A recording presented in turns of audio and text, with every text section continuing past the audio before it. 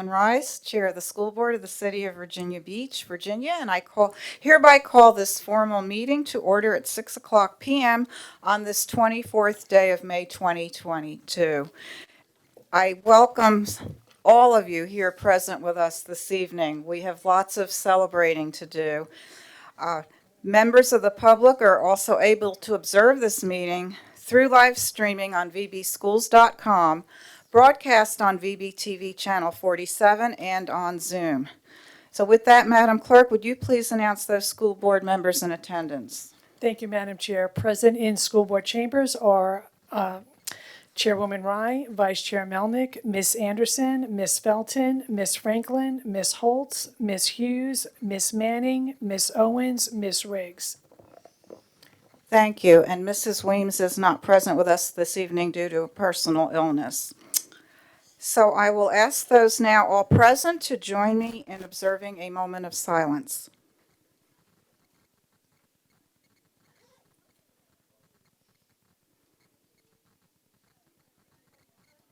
And please stand as you are able for the Pledge of Allegiance. I pledge allegiance to the flag of the United States of America and to the republic for which it stands, one nation, under God, indivisible, with liberty and justice for all.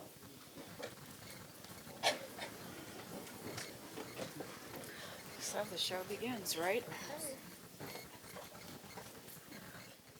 Tonight, we as a board have the pleasure of recognizing division students, teams, and staff who have been awarded or recognized during state, multi-state, or national competition or events. In addition, we would like to thank all of our viewers and guests for their patience this evening, as these recognitions will be longer than normal. But we felt it was of the utmost importance to celebrate a large number of our students at this meeting, many who are seniors, so they are given the chance to fully participate in any and all graduation practices and celebrations, which may coincide with June school board meeting dates. Unfortunately, not all students can be here with us this evening. However, we will still be recognizing them by sharing their names and honors. With that in mind, we are pleased to announce the school board recognition recipients for May 24th, 2022. We begin tonight by honoring the students who have been named to the Virginia Music Education Association's All Virginia Band, All Virginia Chorus, All Virginia Orchestra, and Honors Choir. These students were selected from among their peers throughout the Commonwealth for inclusion in the state's prestigious musical groups. These are the highest awards possible for state recognition in music. To be selected means that that student has distinguished themselves as the top performers in their strand. Let's start by meeting those who have earned this honor. Please hold your applause until the end. From Bayside High School, Nancy Phillips, All Virginia Chorus. From Cox High School, Aiden Carter, All Virginia Band. Ian Graff, All Virginia Band. From First Colonial High School, Michael Volkringer, All Virginia Band. From Ocean Lakes High School, Ian Buhner, All Virginia Band. Gabriel Gonzalez, All Virginia Band. Savannah Kelly, All Virginia Chorus. Rachel Owen, All Virginia Band. Vincent Yee, All Virginia Orchestra. From Princess Anne High School, Gabrielle Boyd, All Virginia Band. Hiso Che, All Virginia Band. Sadie Ford, All Virginia Band. Luke Lerner, All Virginia Band. Izubo Spears, All Virginia Orchestra. From Salem High School's Visual and Performing Arts Academy, Aiden Glenn, All Virginia Chorus. Adriana Crane, All Virginia Chorus. Abby Deere, All Virginia Chorus. Ashton Dodrell, All Virginia Chorus. Mackenzie Estrada, All Virginia Chorus. Jalicia Feliciano, All Virginia Chorus. Lucas Gordon, All Virginia Chorus. Mona Hosini, All Virginia Chorus. Cassandra Londo, All Virginia Chorus. Maya Lysinger, All Honors Choir. I'm sorry. Ian Malapira, All Virginia Band. Stephen Marsden, All Virginia Chorus and Honors Choir. Savannah Rickson, All Virginia Chorus. Stephen Sandusky, All Virginia Chorus. Rue Sletsky, All Virginia Chorus and Honors Choir. Sydney Stevens, Honors Choir. Ethan Valulus, All Virginia Chorus, and Kaylin Wilson, All Virginia Chorus. From Tallwood High School, Rhiannon Kelly, All Virginia Band, and Maya Speller, All Virginia Chorus. The All Virginia Band and Orchestra Ensembles and All Virginia Chorus are comprised of students who pass multiple auditions to reach the high level of performance in the Commonwealth. Students must first audition at the district level and earn acceptance in their respective ensembles. Students must then audition a second time and be accepted for participation in their respective strand. In addition, honors choir students have been selected as a deserving choral student by the VMEA Robert Stanbeck Honors Choir Memorial Award Scholarship Committee. Congratulations to all of your outstanding work. Now, please everyone, join me in a round of applause for these outstanding accomplishments.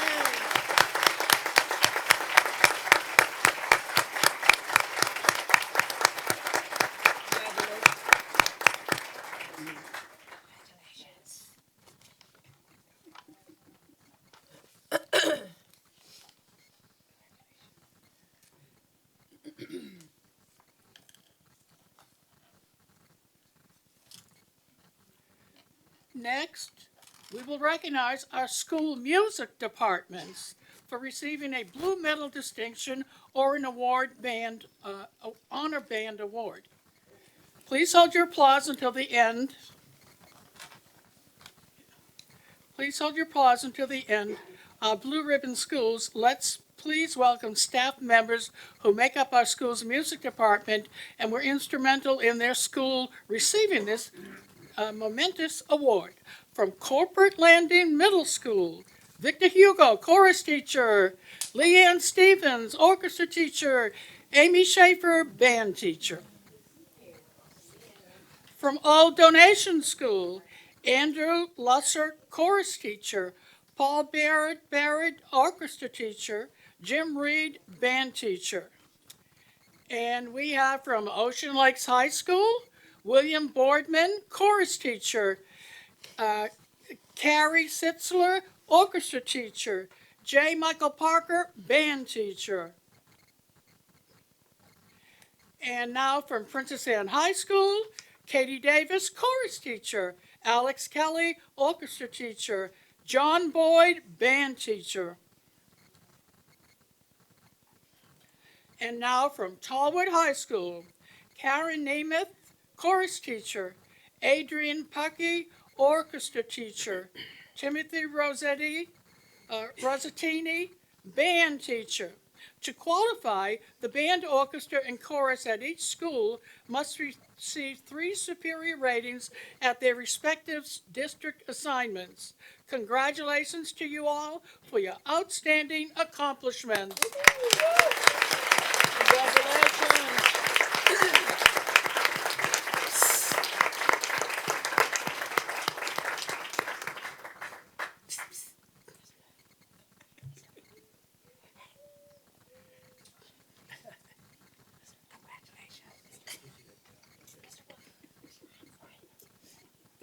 And now, let's finish up our music awards this evening. Our schools and bands who have been named Virginia Honor Band. Let's meet the honorees.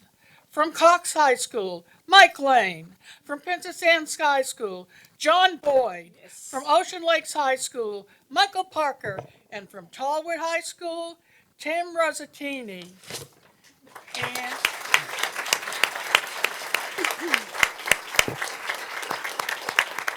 to earn this award, these schools received a superior rating at both the state marching band assessment in the fall and the concert band assessment in the spring. Selection as a Virginia Honor Band is the highest honor awarded to a high school band in the entire Commonwealth. Please join me in congratulating them once again.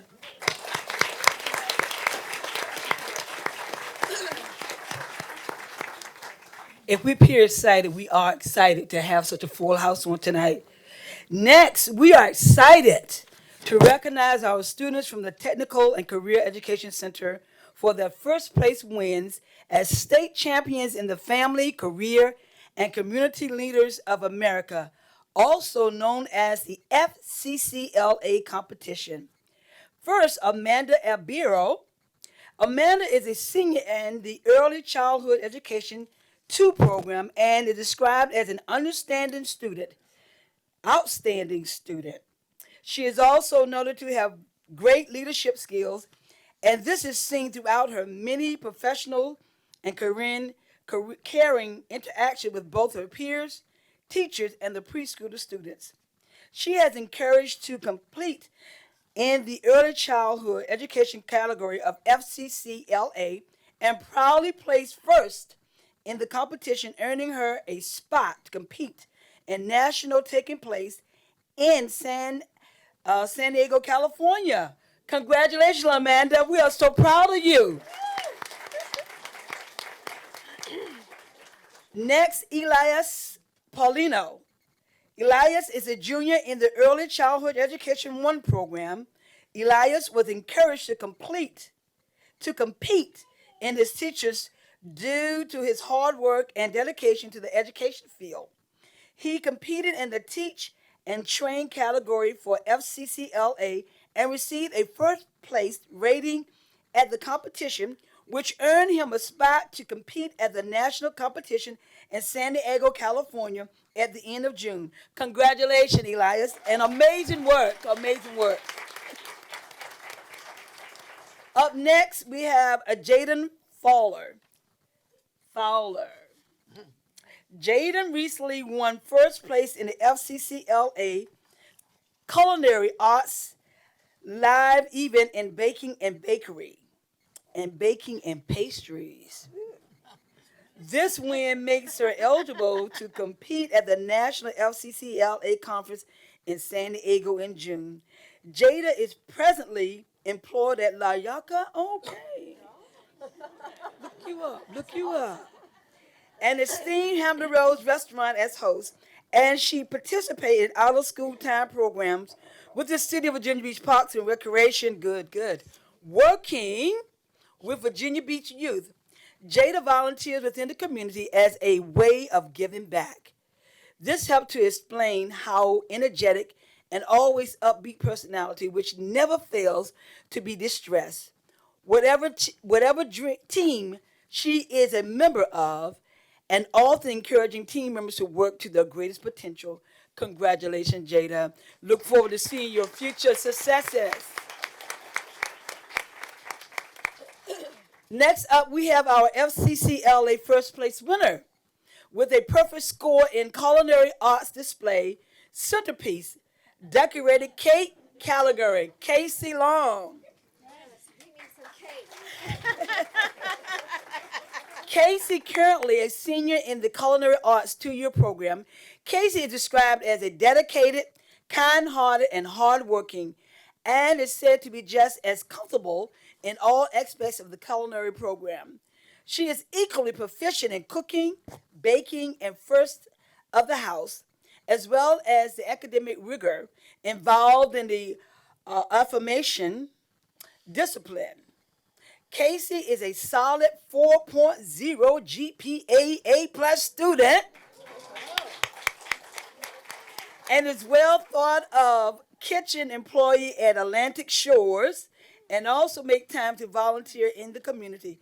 Even as her young age, she has certification in OSHA, Safe Team Workers, Workplace Readiness Skills, WISE, Fats, Oils, and Grease, and Safe and Surface Manager. Casey has also started her own business making and decorating custom cake. All right.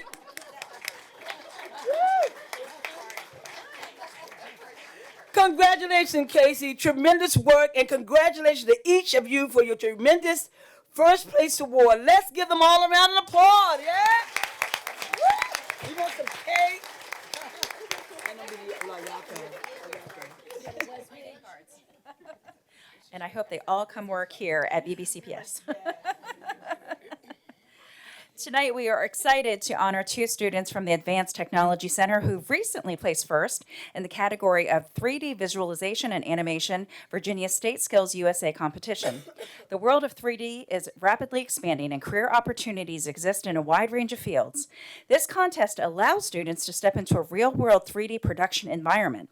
This two-person team event includes a preliminary written exam, and then contestants must then produce high-quality images in an animated short subject using 3D computer-generated images. Students are evaluated on their technical knowledge, production skills, and creative abilities, including visual development and storyboarding. Now let's meet these incredible students. Please welcome senior Myalis Corprew and junior Evelyn Ashby.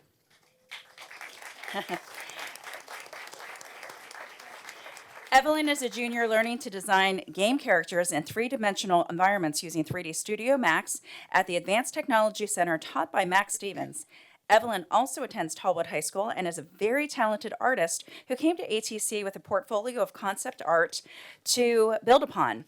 She has studied storyboarding and storytelling, dramatic color, lighting, shading, 3D space, and animation. Myalis is a senior learning to design game characters and three-dimensional environments using 3D Studio Max at the Advanced Technology Center taught by Max Stevens. Myalis also attends Green Run High School and has already designed a wide range of characters. Additionally, she has been involved in the ATC's Technology Student Association for the past 2 years, as well as Skills USA this year. Myalis and Evelyn will also represent the Advanced Technology Center and Virginia Beach schools at the Skills USA National Conference in Atlanta in June 2022. Congratulations to both students on this fantastic win.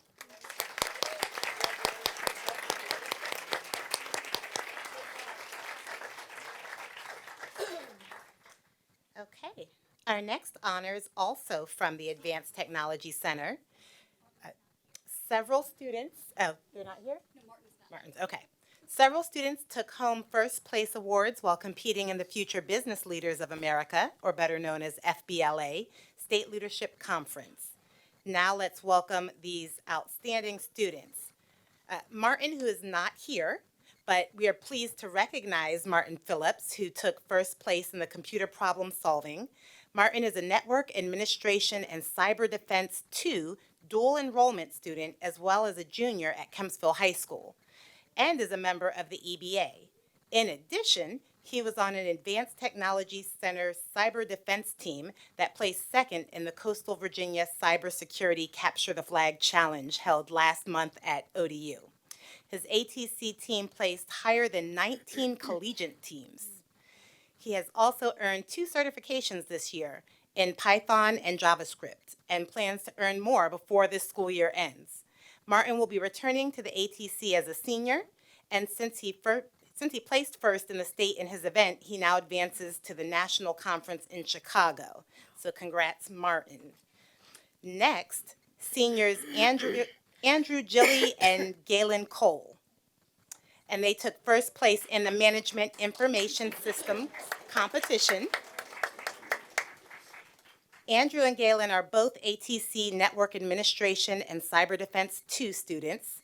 Their competition segment in Management Information Systems is a complex, multifaceted event that measures the candidate's understanding of networking systems, application development, and databases. After scoring high on the preliminary test to reach finals, Andrew and Galen had to respond to a case scenario with a business management and IT solution and answer questions from industry judges. Both students have competed with the ATC in the VB Schools STEM Trifecta, Radford Cybersecurity Challenge, and the U.S. Cyber Patriot Challenges earlier this year, where their team reached the top 30% in the nation. In the fall, Andrew will be headed to George Mason University, and Galen will head to Old Dominion University, where he will be part of their new cybersecurity operations major. Congratulations to you both.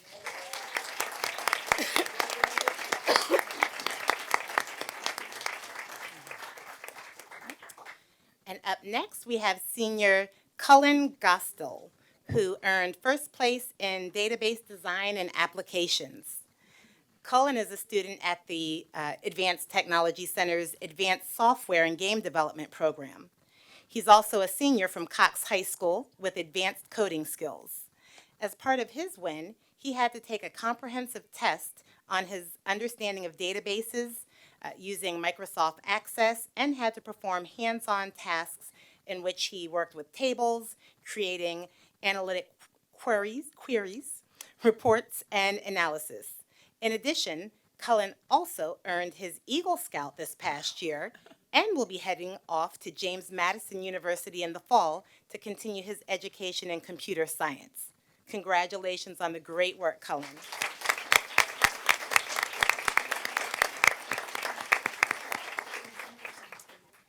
Next, we are excited to recognize junior Cameron Grimsley for his first place win in networking infrastructure. Cameron is a first-year student in network administration and cyber defense and a junior at the Lansdowne STEM Academy. Cameron has been excelling in many areas of IT, having previously earned his certification in IC3, and as a first-year student at the ATC Network Administration and Cyber Defense program, he's already earned his networking certification from Microsoft. Cameron was an integral member of an ATC cyber defense team that placed second in the region, beating 19 other teams from ODU, TCC, and ECPI in the Coastal Virginia Cybersecurity Capture the Flag Challenge held last month at ODU. Cameron will continue his cyber and networking knowledge next year in the second year of the ATC Network Administration and Cyber Defense program. Cameron will demonstrate his knowledge and skills in Chicago at the end of June during the National Leadership Conference. And to complete, that's Cameron. There we go. Okay, and to complete the FBLA honors tonight, we're going to recognize junior John Stotler, who's not here, but he had a first place win in spreadsheet applications. Nice. John is in his first year at the Advanced Technology Center in the Network Administration and Cyber Defense program. He's also a student at the Lansdowne STEM Academy and a member of Lansdowne's ROTC team. John earned top place recognition for his skills in spreadsheets, particularly in Microsoft Excel. He had to demonstrate his expertise by modifying, analyzing, and designing existing spreadsheets and take a comprehensive test on spreadsheet fundamentals. John's win comes with little surprise. He's a dedicated and engaged student in IT and has already earned certification in Microsoft Word, Excel, and PowerPoint. This past week, he also earned his networking fundamentals certification and is studying for more. John will put his skills to the test and represent Virginia in Chicago at the end of June in the National FBLA Leadership Conference. Amazing job, everyone. Congratulations to all of our outstanding students on this remarkable achievement.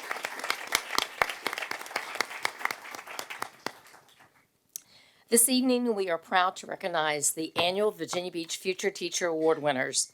These students are selected by the principals at each comprehensive high school, as well as the Technical and Career Education Center each year.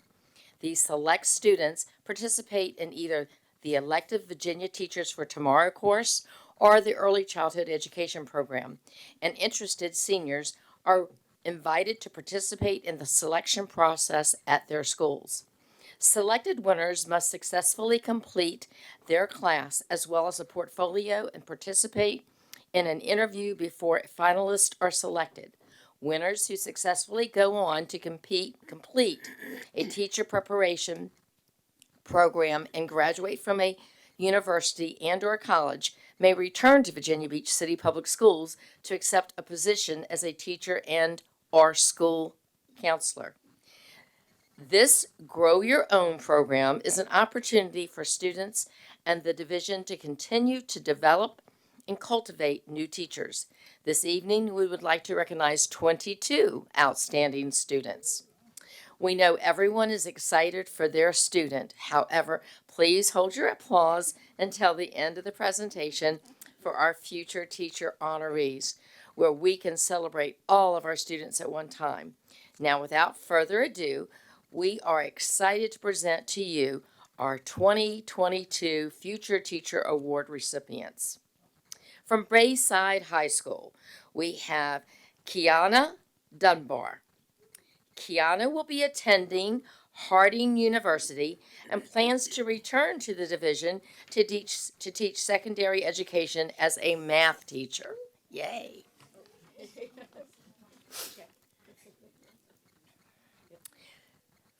From Frank W. Cox High School, we have Delaney Estes. Delaney plans to attend Mississippi State and then return to the division as teacher early childhood education. From Frank W. Cox High School, we have Shelley Foster. Shelley will be attending Longwood University and then return to the division as an early childhood and elementary education teacher. Casey from Cox High School, we have Casey Raffol. Casey will attend Old Dominion University and plans to return to Virginia Beach City Public Schools with a degree in Human Services Counseling. From Frank W. Cox High School, we have Hunter Waltz. Hunter plans to attend James Madison University and return to the division to teach secondary education as a history teacher. From Green Run High School, we have Brooklyn Harris. Brooklyn will attend Virginia Polytechnic Institute and State University, also known as Virginia Tech, with plans to return to Virginia Beach schools as an earth science and special education teacher. From Green Run High School, we have Danielle Rose. Danielle is undecided on her final college choice, but knows is making plans to return to Virginia Beach City Public Schools as a social studies teacher. From Floyd E. Kellum High School, we have Victoria Lavitt. Victoria plans to attend Longwood University and then return to Virginia Beach City Public Schools as an elementary education teacher. From Floyd E. Kellum High School, we have Amber Pearl. Amber is planning to attend James Madison University and then plans to return to the division as an elementary education teacher. From Floyd E. Kellum High School, we have Rebecca Spakett. Rebecca will be attending Old Dominion University and then returning to VB Schools as a secondary education history teacher. How do you say her last name? Spage. Thank you. Mom. Regina's daughter. From Kempsville High School, we have Jordan Lamb. Jordan plans to attend Old Dominion University and then return to Virginia Beach City Public Schools as an elementary education teacher. From Kempsville High School, we have Lauren Morlang. Lauren will be attending Longwood University with plans to return to the division as an elementary education teacher. From Lansdowne High School, we have Trinity Huff. Trinity will be attending University of Mary Washington and then returning to the division to teach elementary education. From Ocean Lakes High School, we have Ava Estes. Ava plans to attend William & Mary and then return to Virginia Beach Schools to teach high school history. From Ocean Lakes High School, we have Maggie Reed. Maggie will attend Illinois State University and then return to the division as a high school math teacher. From Ocean Lakes High School, we have Kayla Rockhill. Kayla is undecided as to where she will attend college. However, she plans to return to Virginia Beach City Public Schools as an elementary school teacher. From Princess Anne High School, we have Kylie Seal. Kylie will attend Grove City, Pennsylvania College and then return to VB Schools as a teacher for secondary science. From Salem High School, we have Ellie Calkin. Ellie plans to attend Kutztown University and then plans to return to the division as an elementary art teacher. From Tallwood High School, we have Peyton Meggs. Peyton will attend James Madison University and then return to VBCPS as an elementary teacher. From Tallwood High School, we have Maya Speller. Maya is planning to attend Longwood University and then come back to VB Schools as a music teacher. From the Technical and Education Center, we have Amanda Albero. She also attends Frank W. Cox High School. Amanda plans to attend Old Dominion University and will return to VB Schools as a teacher, although she is still deciding on her specialty. From the Technical and Education Center, we also have Brielle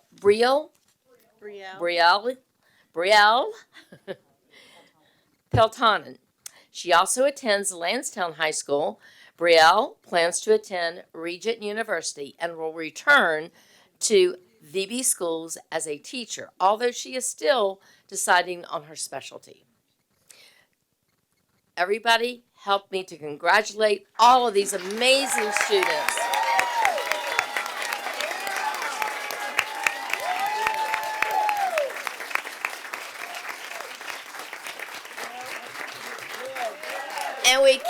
And we can't wait to see all of you back here in our schools teaching. Congratulations.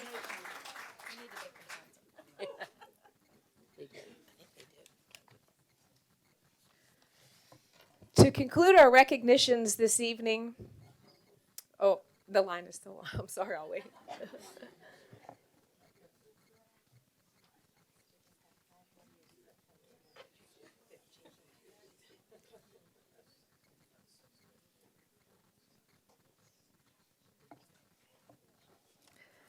To conclude our recognitions this evening as a school board, we are excited to recognize Joshua Whitlinger, an earth and physical science teacher at Great Neck Middle School, as the 2023 Virginia Beach City Public Schools Citywide Teacher of the Year.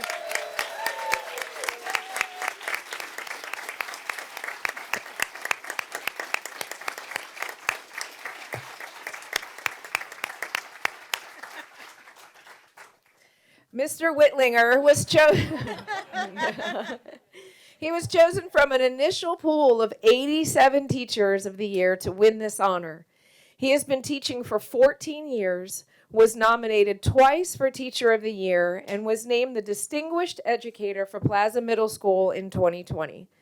Before joining VBCPS, he was selected by NASA to attend the Wallops Rocket Academy for Teachers and Students, where he and a cohort of national science teachers designed rockets and curriculum that could be available to educators and students internationally.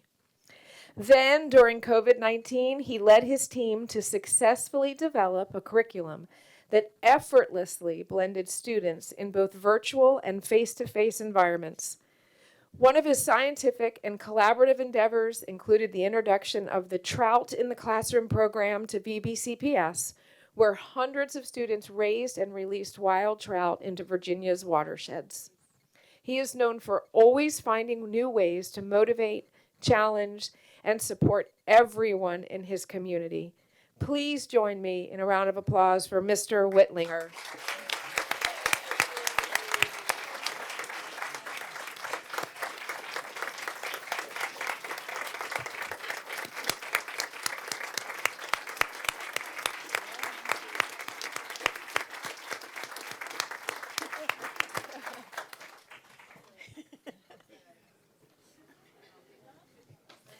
And Madam Chair, this concludes the recognitions for this evening.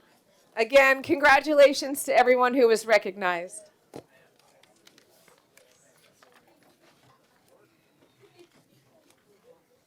Great work farming all that out. Yeah. Thank you.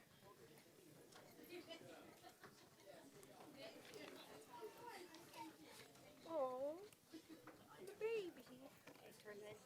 I know, that was the deal. These ladies are relentless.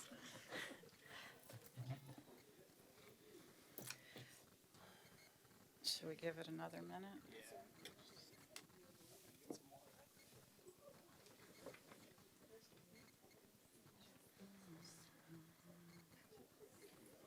So that was Regina's whole family in that row, right? Bye, Franny.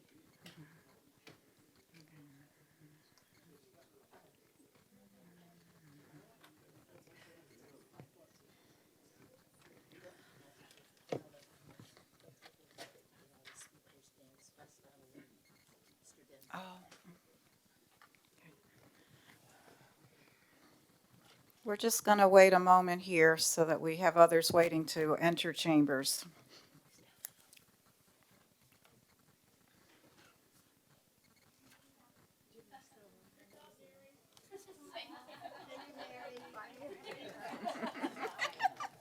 Is her last one?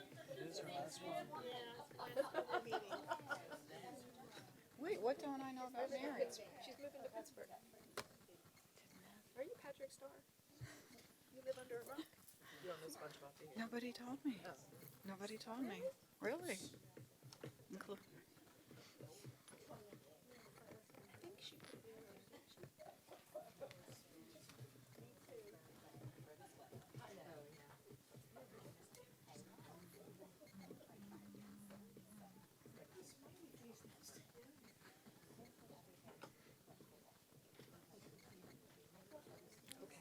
Okay, we can go ahead, yes.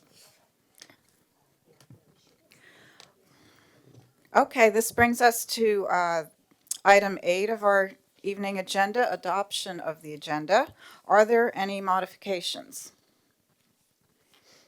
Okay, hearing none, motion to approve. Mrs. Riggs, a second. Mrs. Felton, all in favor, show a raised hand. Madam Chair, we have 10 ayes. The motion did pass. Thank you. And now, Dr. Spence, that brings us to your superintendent report. Yes, ma'am, and good evening, Madam Chairwoman and members of the board. Here are just a few items of interest for you and our families to know as we come to the end of May. First, as a friendly reminder, all schools and offices will be closed for students and staff in observance of Memorial Day, which is Monday, May the 30th.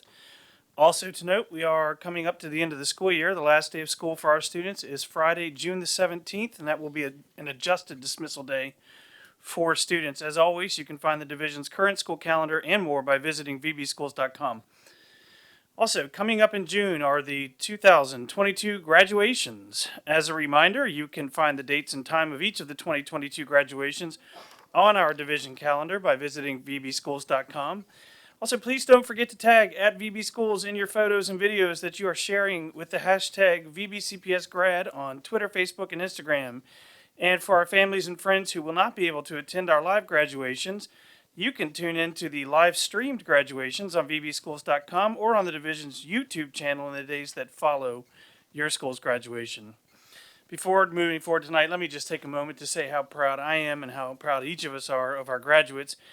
I know things have not always been easy to get to this point, but each of our graduates are almost to the finish line, one of the most pivotal milestones in our lives. During your graduation, we hope our graduates will remember to take a deep breath, look around, and take it all in. It's your moment. You did this work, showed up for yourself, and you did it. And I'm so proud of each of you. We look forward to seeing you at graduation in just a few weeks. Throughout May, we celebrated National Teacher Appreciation Week, National School Nurse Day, National Education Bosses Week, and Technology Appreciation Day. These numerous staff members work to ensure our learners, from the youngest to the oldest, get all of the support they need to succeed, stay healthy, and learn. Our wonderful teachers lay the foundation for our students to create their own path by sharing ideas and educational content that helps our children grow. Our nurses ensure our students have a safe place to go for health or medical needs, and our technology and technological staff members offer support by ensuring access to technology needs, while others ensure the accessibility of our websites and the created and shared images and content that help keep our families and students engaged and informed. If you hadn't had an opportunity to thank these many individuals, it's not too late when you see them. Just offer a verbal thanks, write a quick card, or share a quick post on social media thanking them for their hard work and dedication every day. And speaking of great staff members, congratulations to Nurse Colleen Torbush for being named the VBCPS Nurse of the Year at Cook Elementary School. Nurse Torbush has been with the school division for 24 years and has cared for the students and staff at Cook since 2002. And before that, she worked at the Technical and Career Education Center. She is described as knowledgeable, kind, dedicated, and caring. And Nurse Torbush, we want to thank you for your hard work and the love that you provide to your students and staff every single day. So to conclude my report this evening, I'm happy to honor 8th grader Sophia Catternim from Virginia Beach Middle School. Each spring at the Virginia School Boards Association Regional Spring Networking Forums, an art contest is held to showcase art from the region. Each school division submits an elementary, middle, and high school entry, and that artwork is judged and selected for first place. And the artwork selected for first place is shared throughout the year with membership and spotlighted at the annual convention. VB Schools participates in the Tidewater region for the awards alongside 16 other local divisions.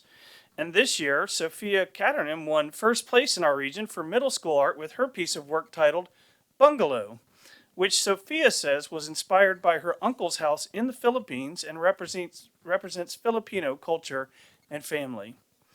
Sophia is currently an 8th grader, and in the future she hopes to attend a university where she can continue her love of art while also studying economics, business, and entrepreneurship, all while establishing her very well thought out company, Lola and Lulu Art. Congratulations on this remarkable job well done, Sophia. And Madam Chair, thank you so much. That concludes my report. As always, Dr. Spence, thank you. So now approval of meeting minutes from the May 10th, 2022 regular school board meeting. Any modifications to these minutes? Okay, hearing none. Raised hand to show approval. Madam Chair, we need a motion and a second. Thank you. So Mrs. Melnick and a second, Mrs. Holtz. All right, now please show your approval with a raised hand. We have 9 ayes. And I abstain from being absent. So the motion passed 9, 0, and 1 for the abstention. Thank you. Now on to the public portion, comment portion of our meeting. The school board will now hear comments on matters relevant to pre-K to 12 public education in Virginia Beach and the business of the school board and the school division from citizens and delegations who signed up with the clerk prior to noon today.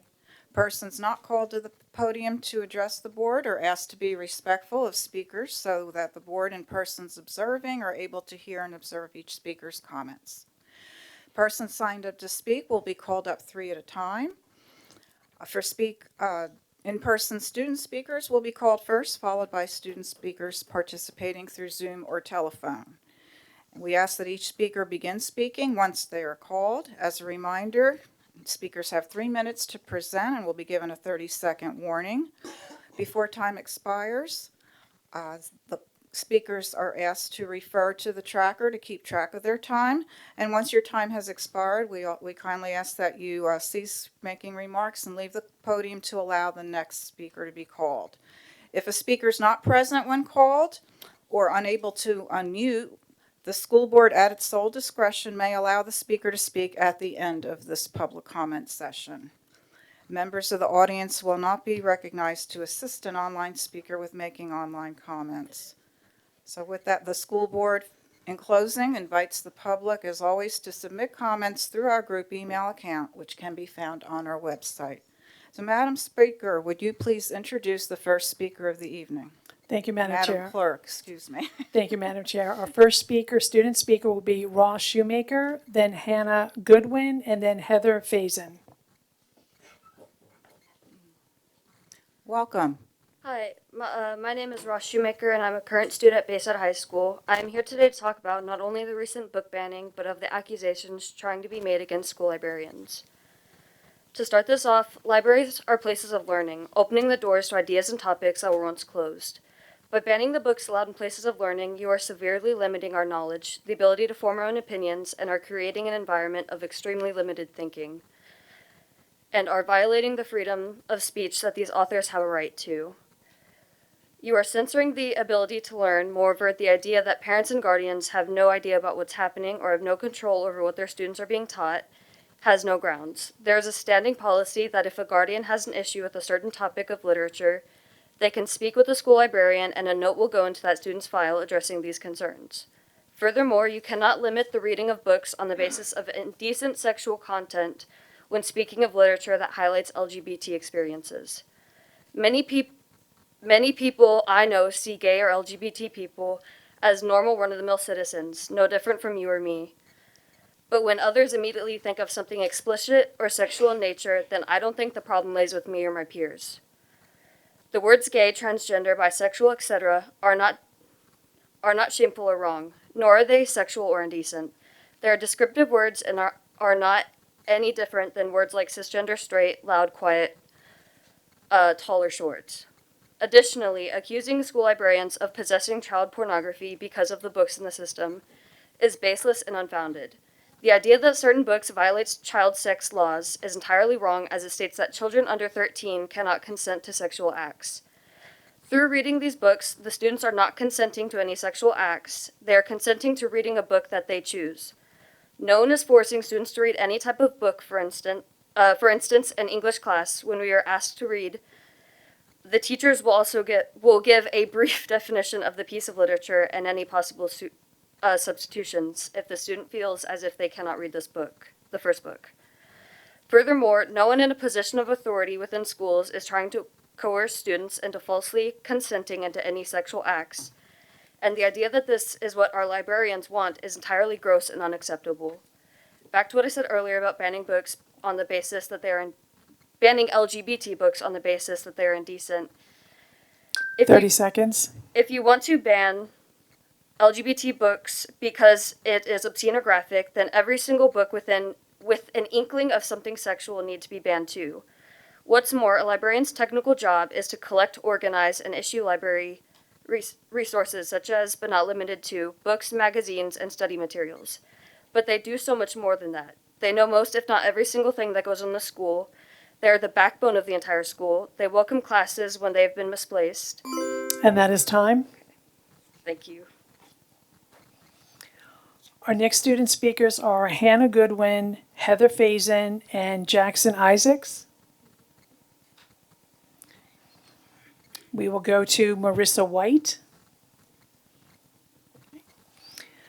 Our next speakers will be Tia Turner, Aisha Tubera, and Carter Barmore.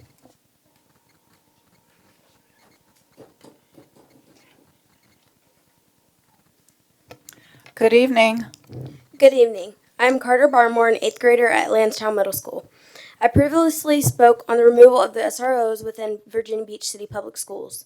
I come before you again to revisit this because not only was our SRO a wonderful human that not only helped the administrative staff at LMS, but he protected our campus and brought a sense of feeling safe while at school, Officer Tyler Hughes. I have a Change.org petition that has well over 400 signatures from students, staff, parents, and community members. Dr. Spence and all of you on the stand, I would like to let you guys know with the removal of SROs, you have parents worried and students not having a trusted adult to even speak that isn't an administrator or teacher within Virginia Beach City Public Schools.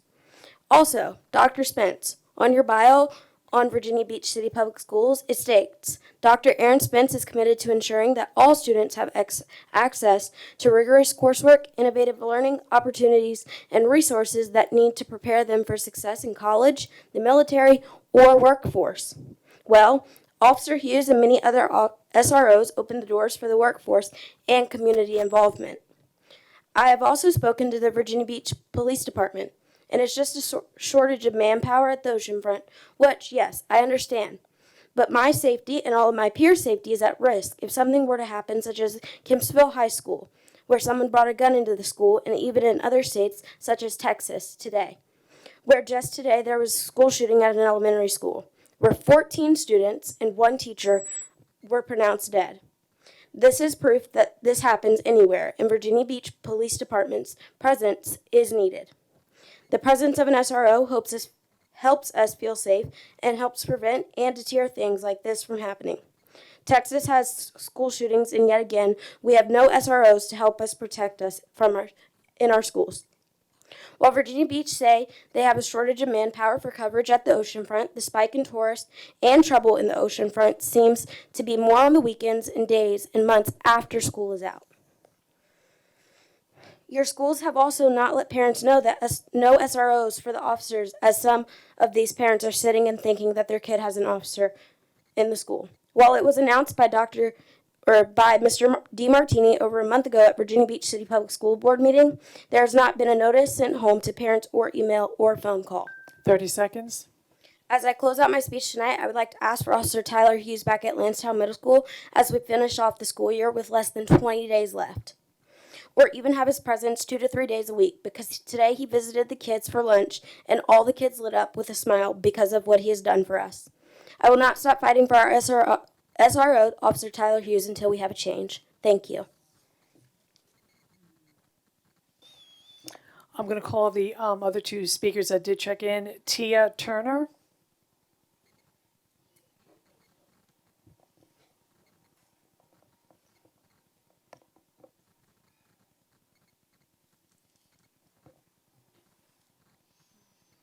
Good evening.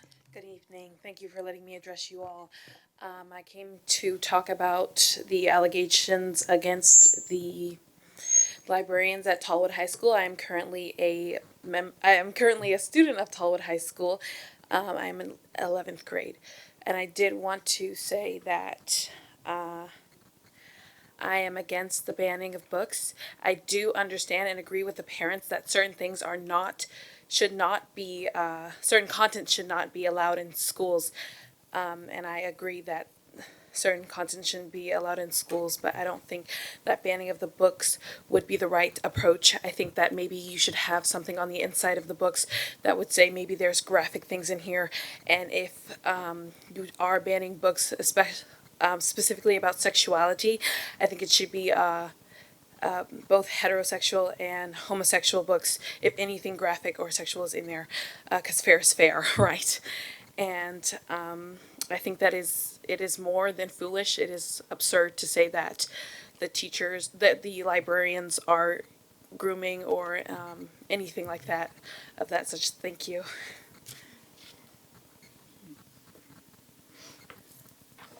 And last call for Aisha Tubera.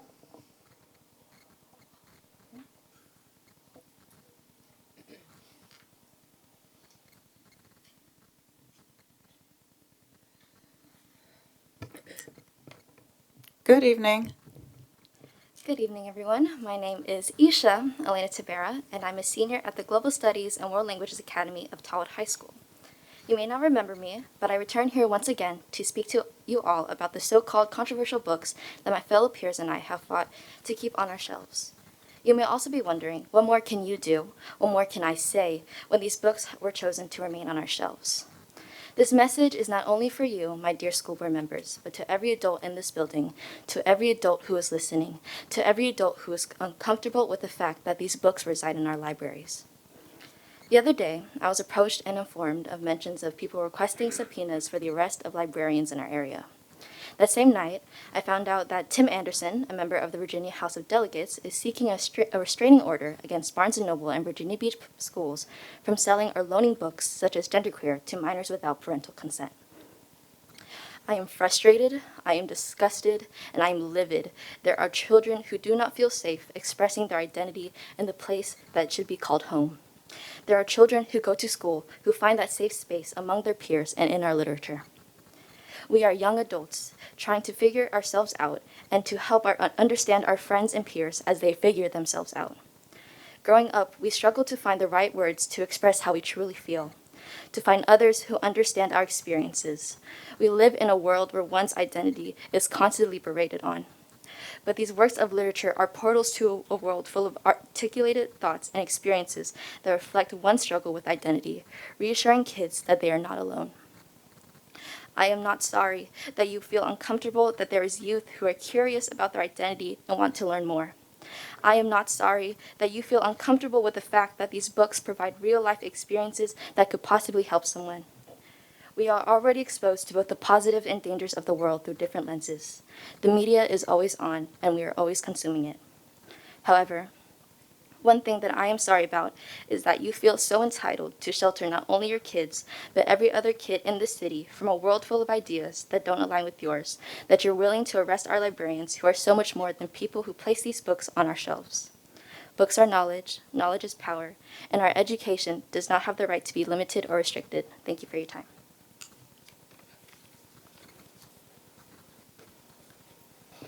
Madam Chair, that was our last student in-person speaker. We will go to our online speakers.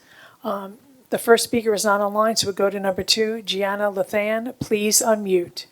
And good evening to you. Good evening, school board. My apologies that I couldn't make it in person. I currently have a sinus infection, so if I sound congested or weird at times, my apologies. But I find it very disappointing that I stepped into that chamber in November to talk about banned books, and here I am again, almost a rising senior, talking about banned books in May. Not only has the school board taken away literature that represents many students in Virginia Beach, you have made our school libraries not a safe space for students and librarians. Many students, including myself, use books as outlets when we necessarily can't express our true selves at home or in our communities. And you have taken away that right from many students. Because of this school board, many students will not be able to see themselves in books that represent their experiences and hardships. This isn't equitable, and banning books will never be equitable. Throughout the school year, you have continued to disappoint students, teachers, librarians, and staff. This fascist agenda of banning books just because it doesn't meet your moral or religious standards is incorrect. Just because these books may not represent you doesn't mean that you don't represent hundreds of students enrolled in the VBCPS school system. If your child gets a book from the library that you do not like, make them return it. Do not take the right away of literature from hundreds of students only for the sole purpose you do not want your child reading it. I grew up with many books that didn't represent me, dolls that didn't represent me, and media that didn't represent me. Now our generation has access to literature that helps them feel seen and helps them feel loved and valued. And you are taking it away because of your entitlement of not realizing how important representation is. If you call representation child pornography, then I highly suggest getting rid of books of rape, incest, and violence, such as 1982, The Things We Carried, The Flowers in the Attic, and I could go on. But these books happen to have heterosexual, cisgendered people in them, so these probably won't be on your ban list. It is not fair not to just students, but the teachers and librarians you are hurting in the process. Literature opens the world for many experiences and opportunities, and one of the best gifts we could ever receive from academia. You see two boys kissing? Get over it. You'd rather have sexual content in libraries of a man and a woman than someone else just because of their sexuality. You would rather take away access from every child. We are so worried about books than the rate of failing students because of the pandemic or the current mental health crisis many students are currently facing. Let's set real priorities instead of a little temper tantrum over some books. If representation makes you mad, then maybe you should learn from some of these books yourself. Thank you. Madam Chair, we will move on to our in-person speakers. First up, we have Jill Blake. Speaker number 2 had to cancel. It'd be Vincent Smith and then Kathleen Slindy. Good evening. Good evening. My name is Jill Blake, and I'm currently the librarian at Bayside High School. I've been a librarian for 30 years in public and in schools. Book challenges are not new. In the 90s, it was Goosebumps and Judy Blume. In the aughts, it was To Kill a Mockingbird and Harry Potter. In the teens, it was The Hunger Games and Harry Potter. And in the late teens, it's been increasingly LGBTQ books, a whole host of them. Challenges are not new, but this feels different, and it feels dangerous. This is not individual parents acting out of genuine concern for their own children. It's one or two people claiming the right to speak for all children. It's the subversion of established procedures. It's choosing the loud protests of a few over the calm tolerance of the many. And worse, it's not stopping at the books. It's the librarians being challenged personally. Our morals, our professionalism, and our livelihoods. When did we become this? When did we become incapable of civil discourse over our disagreements? And where does this end? With more system-wide bans? With the firing of librarians who don't make the same choices that you do? Or does it end with us coming together as partners in education to make sure all children get what they need? That's where you come in, every community member, every school board member, and every parent who is listening. Community members and board members, please, if a parent comes to you out of book, please ask if they've talked to the school first. And if they haven't, please urge them to. Parents, if you have a problem with a book your child is reading, please come and talk to us. We welcome your involvement in your child's education. We welcome you in our schools. We are not your enemy. None of us is interested in forcing any idea onto your child. We are people who come every day and work to serve the needs of all children so that they feel seen, they feel valued, they feel 30 safe, seconds. and they feel loved. If that is what you want too, then please come talk to me and let's see how we do it together. Our next speaker is Vincent Smith, Kathleen Slindy, and then Courtney Graber. Welcome. Evening. Controversial books. That's what we're all here to talk about, it looks like tonight. This isn't about burning books. It's not even about banning books. This is about returning control of controversial decisions to the parents. That's all this is about.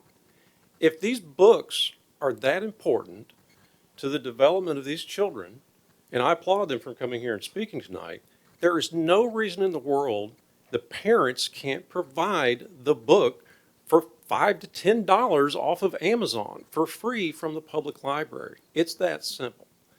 The decisions need to be returned to the parents.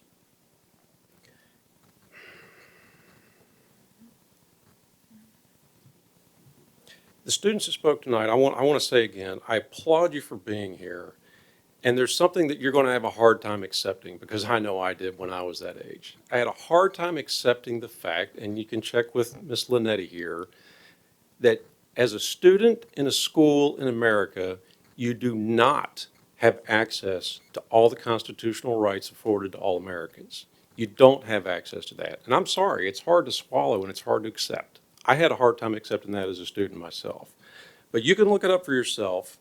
SCOTUS ruled in case 478 U.S. 675 in 1986, Bethel School District versus Frazier. Schools can limit vulgar or lewd speech by students. It's that simple. You can limit it. And that is based on a case where a student made a speech in a school that wasn't even what a lot of people would consider vulgar or lewd. It was a speech that included sexual innuendo. It didn't even go as far as some of the language in some of these books. If these books are critical to the student's development, the parents should provide them. The school doesn't need to. It doesn't need to be there to be accessed by anyone whose parents, any student whose parents don't want them to access that.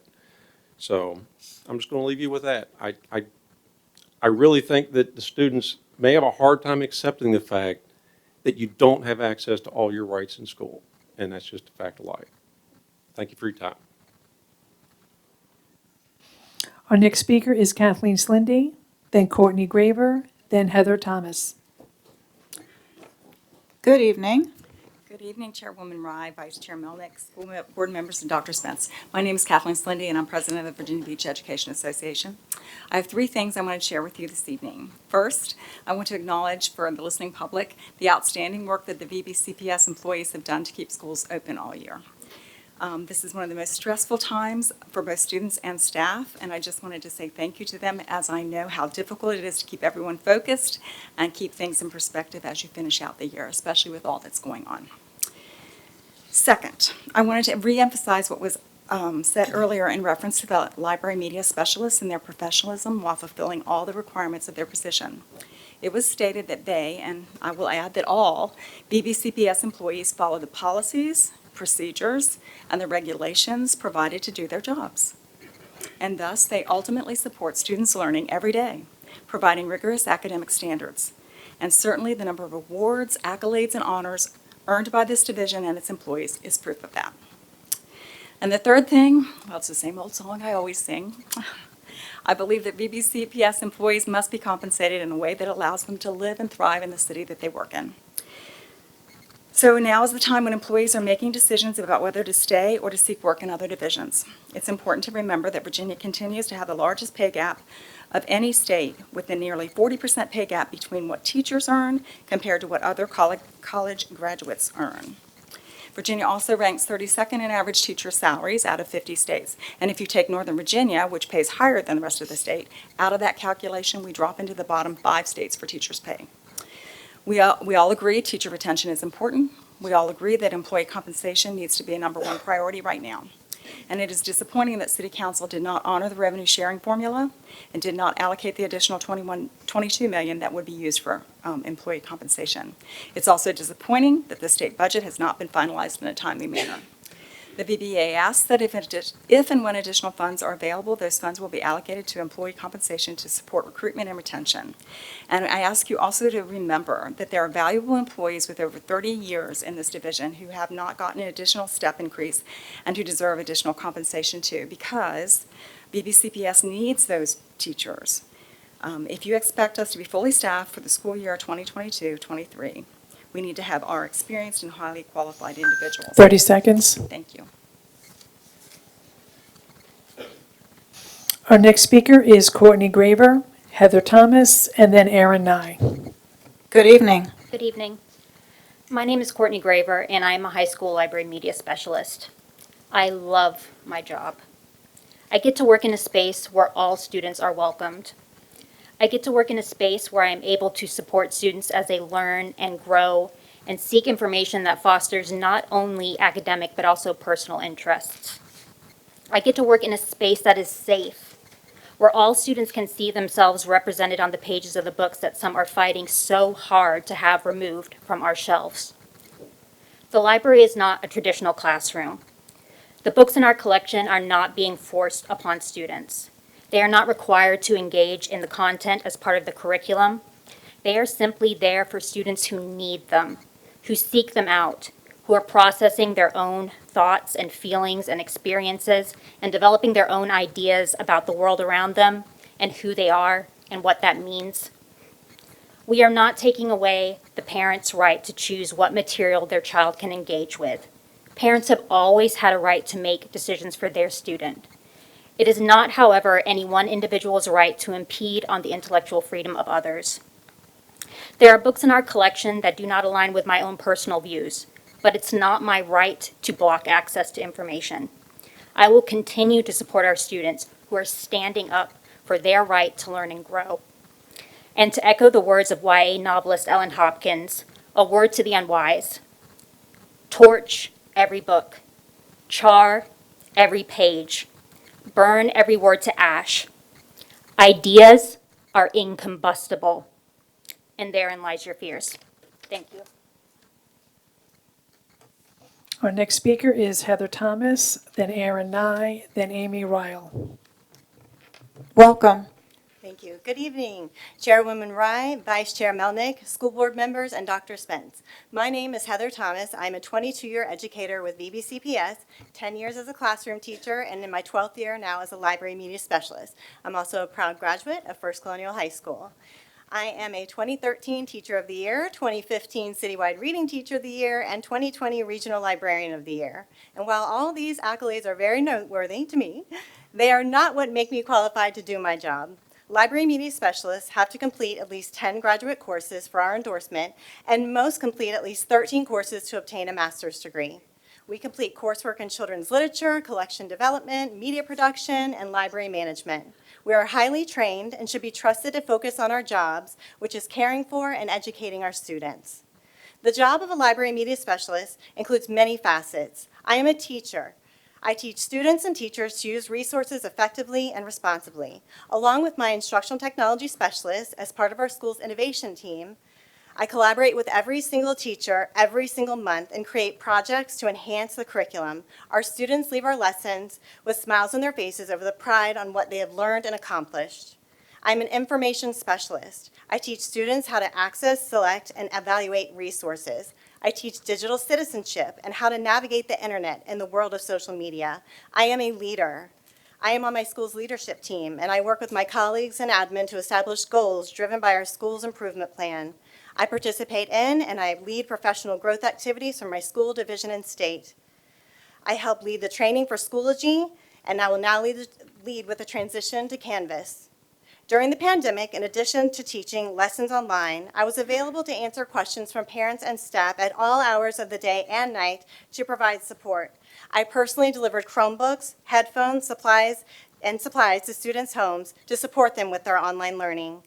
I am also a program manager, and I ensure access to resources in our library. And along with my ITS and LMA, we implement a school-wide makerspace where students use problem-solving and inquiry skills. I plan family nights, fundraisers, reading month. I produce a live daily morning announcement show led by 5 teams of 5th graders. And I'm fortunate to do all of this with the help and support of parent volunteers. In every aspect of my job, I create a safe and respectful learning environment that is conducive to active and participatory 30 seconds. learning. At my school, the library is a place that students look forward to visiting, whether to access resource or use makerspace or learn collaboratively. And I'm here tonight to end the myth that library media specialists are the librarians of the past. I invite each of you to visit school libraries, to observe and to ask us questions. You will see a safe community. Just last week, I received a letter from a 5th grade student who said it best when he wrote, "Thank you for letting me be myself." And that is time. Thank you. Our next speaker is Erin Nye, then Amy Ryle, and then Brooke Tucker. Good evening. Good evening, Chairwoman Rye, Vice Chair Melnick, school board members, and Dr. Spence. My name is Erin Nye, and I'm the Library Media Specialist at Kingston Elementary. You may remember hearing my name recently as I was recognized by Dr. Spence at the April 26th meeting for winning York Regional Librarian of the Year for Virginia. School libraries and librarians have been the topic of discussion recently. I'm here tonight to tell you why I'm a qualified expert in my field and what I do every day at my school. I am a certified library media specialist and hold a bachelor's degree in English as well as a master's in education and library and information science. For my master's degree, I completed over 30 hours of coursework in areas such as children's literature, planning, selecting, and managing collections, culturally responsive librarianship, and library management and leadership. I am also an expert in my school community, which is unique to my school, and I have their support. I usually have over 6 different parent volunteers at my library every week. They help check in and shelf books, and they know our collection well because of this. I just received 2 emails from parents last week. Parent 1 said, "I've been so impressed by the creative ways that students have been encouraged to engage with reading. I'm truly grateful for the diversity found in the Kingston Library and look forward to seeing more excellent books hit the shelves." Parent 2 said, "Thank you for your work as a librarian and offering our kids a window to the world through books. My job is to serve our entire school community, regardless of what they believe, what they look like, or where they come from. Every single child at my school deserves to see themselves and their families represented in their library collection." Some of you may think of my job as sitting behind a desk, checking books in and out all day long. This is simply not true. As a library media specialist, I am a teacher, an instructional partner, a leader, an information specialist, and a program administrator. I run monthly collaboration meetings with every single teacher in my building. I work closely as an instructional coach with teachers to model lessons in technology or to offer support. Being a librarian requires me to be an information specialist. I model how to use print and digital resources to effectively seek out information. I collaborate collaborate with teachers to create research units that teach students how to effectively search for, evaluate, and communicate information. I play a big role with literacy. My school even named me Reading Teacher of the Year this year. Showing students how to be independent users of the library will provide them access to unlimited information for the rest of their lives. These are skills students need to be future ready. I develop programs to get students engaged in reading, run book fairs and book clubs, and offer after-school activities for parents like reading night and STEM night. If you come to my library, it might be loud. It will probably be full of kids. 30 seconds. But those kids feel welcome and safe, they feel heard and seen, and they are having fun while they are engaged in literacy and learning. But please don't just take my word for it. I invite you to come see what we do in the library. You're welcome to visit anytime. Thank you. Our next speaker is Amy Ryle, then Brooke Tucker, then Clarkson Lawson. Welcome. Good evening, Chairwoman Rye, Vice Chair Melnick, school board members, and Dr. Spence. My name is Amy Riley, and I've worked over 24 years in education with 10 years as a classroom teacher in Norfolk Public Schools and 14 years as a librarian here in VBCPS. During these years, I've worked with various school populations, including at-risk students, students from middle and upper middle class families, and a large ESL population that comes from many different countries. The role of a school librarian has changed greatly since most of us were in school, but the perception that all we do is check out books persists. However, as a school librarian now, I am many things. What does that look like at my school? I'm a trained expert in the evaluation, selection, and access of materials for the needs of my library program. I collaborate weekly with grade levels to create projects and lessons to support their curriculum, integrating research, media, digital citizenship, and literacy skills. Along with my ITS, I plan and implement school-wide makerspace stations where children can problem solve, explore, create, and collaborate. I teach media literacy skills that teach students to evaluate research sources, websites, advertising, and social media to know which ones are credible, reliable, and which ones are not. I produce a daily live morning news show for our school, plan book fairs, family makerspace nights, and reading month activities each year. I have written and received over 10 grants from the Virginia Beach Ed Foundation, bringing over $15,000 to my school for STEM activities and materials, innovative projects, and literacy integration. I've mentored and helped many of my teacher colleagues to become certified school librarians themselves and join our amazing group of librarians here at VBCPS. As a member of the State Library Association, I attend yearly conferences and seminars to continue my professional development above and beyond what is required of the school system. I also present professional development sessions for classroom teachers and librarians at the city and state level. During the pandemic, when schools were closed, myself and my leadership team delivered hotspots to families without internet access, and I provided instructional and technical support in helping my teachers transition to virtual learning, as well as helping parents with technical support. We also provided opportunities for parents to pick up library books for students so they could keep reading at home. This pandemic period was even more stressful as my instructional partner quit due to increasing frustration with the lack of support for what teachers were going through during this unprecedented time. Therefore, I had to do the job of library media specialist and instructional technology specialist for 6 months during shutdown by myself. However, with the support of my library assistant, parent volunteers, community members, school administration, all my fabulous school librarian peers, and of course my students, 30 seconds. I have persevered and continue to make my library an engaging, safe, and inclusive environment for all. Everywhere I go, when I run into current and former students and their families, they always say that they love going to the library and that is their favorite place to be. Thank you.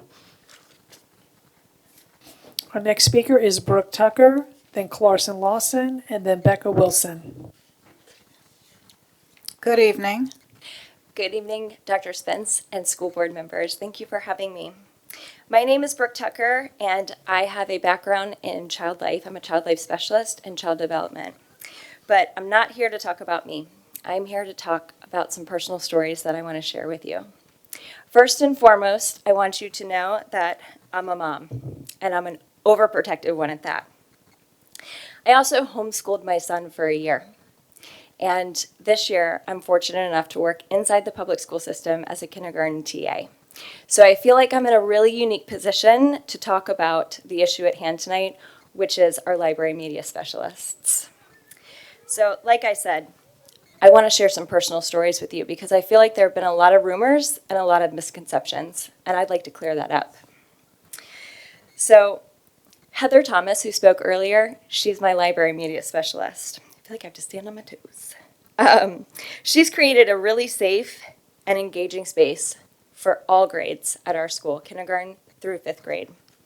I'm a kindergarten TA, and And I want you to know that my kinders, they count the days until it's library day, especially a lesson day.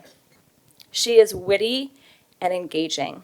The kids adore her, and they are attentive to her lessons because they are vivid, imaginative, and playful, just like she is. But like I said, I'm here tonight to tell you a personal story, and that's about my son, Lincoln. He's 9 years old, he has severe ADHD, and he's a reluctant reader. In March, I came to Miss Thomas really quickly in the library, and I asked her, I need your help. I need you to give me a quick recommendation about books, because he is frustrated and he has quit. He doesn't want to read anymore. But Heather, she doesn't do quick. She took Lincoln, she asked if she could see him in the library, and she walked him around that library and chit-chatted with him. And she picked out some books for him. The initial books weren't the ones he wanted, so she changed her course, and she picked out books that she knew were going to push and challenge him, but also books that were going to engage and interest him. And let me tell you guys, he came home and he cautiously started to read those books, but that was in March. And now, not only has he read all of those books that she picked out for him, but he's read 6 more. And not only that, but he's increased his Lexile 30 level, seconds. and it sparked a huge increase, doubled his RI score. I don't know much, but I do know that these people, these LMSs, the responsibility of helping children fall in love with reading, it's a big task, especially in a world where media is king. Instagram, TikTok, Netflix, and you can see anything on those. All I know is that I can say thank you to these ladies behind me for making the love of books still relevant. And that is time. Our next speaker is Clarkson Lawson, Becca Wilson, Melissa Peck. Good evening. Good evening. Hello, my name is Clarkson Lawson. I'm a concerned former student of the Virginia Beach City Public School System. Now, normally I don't find it necessary to announce my sexuality to a room full of people, but when speaking on this topic, I find it important to give you all some perspective. I am a gay man. Now, when I came home and heard what my nephew was learning in this school system, I was shocked.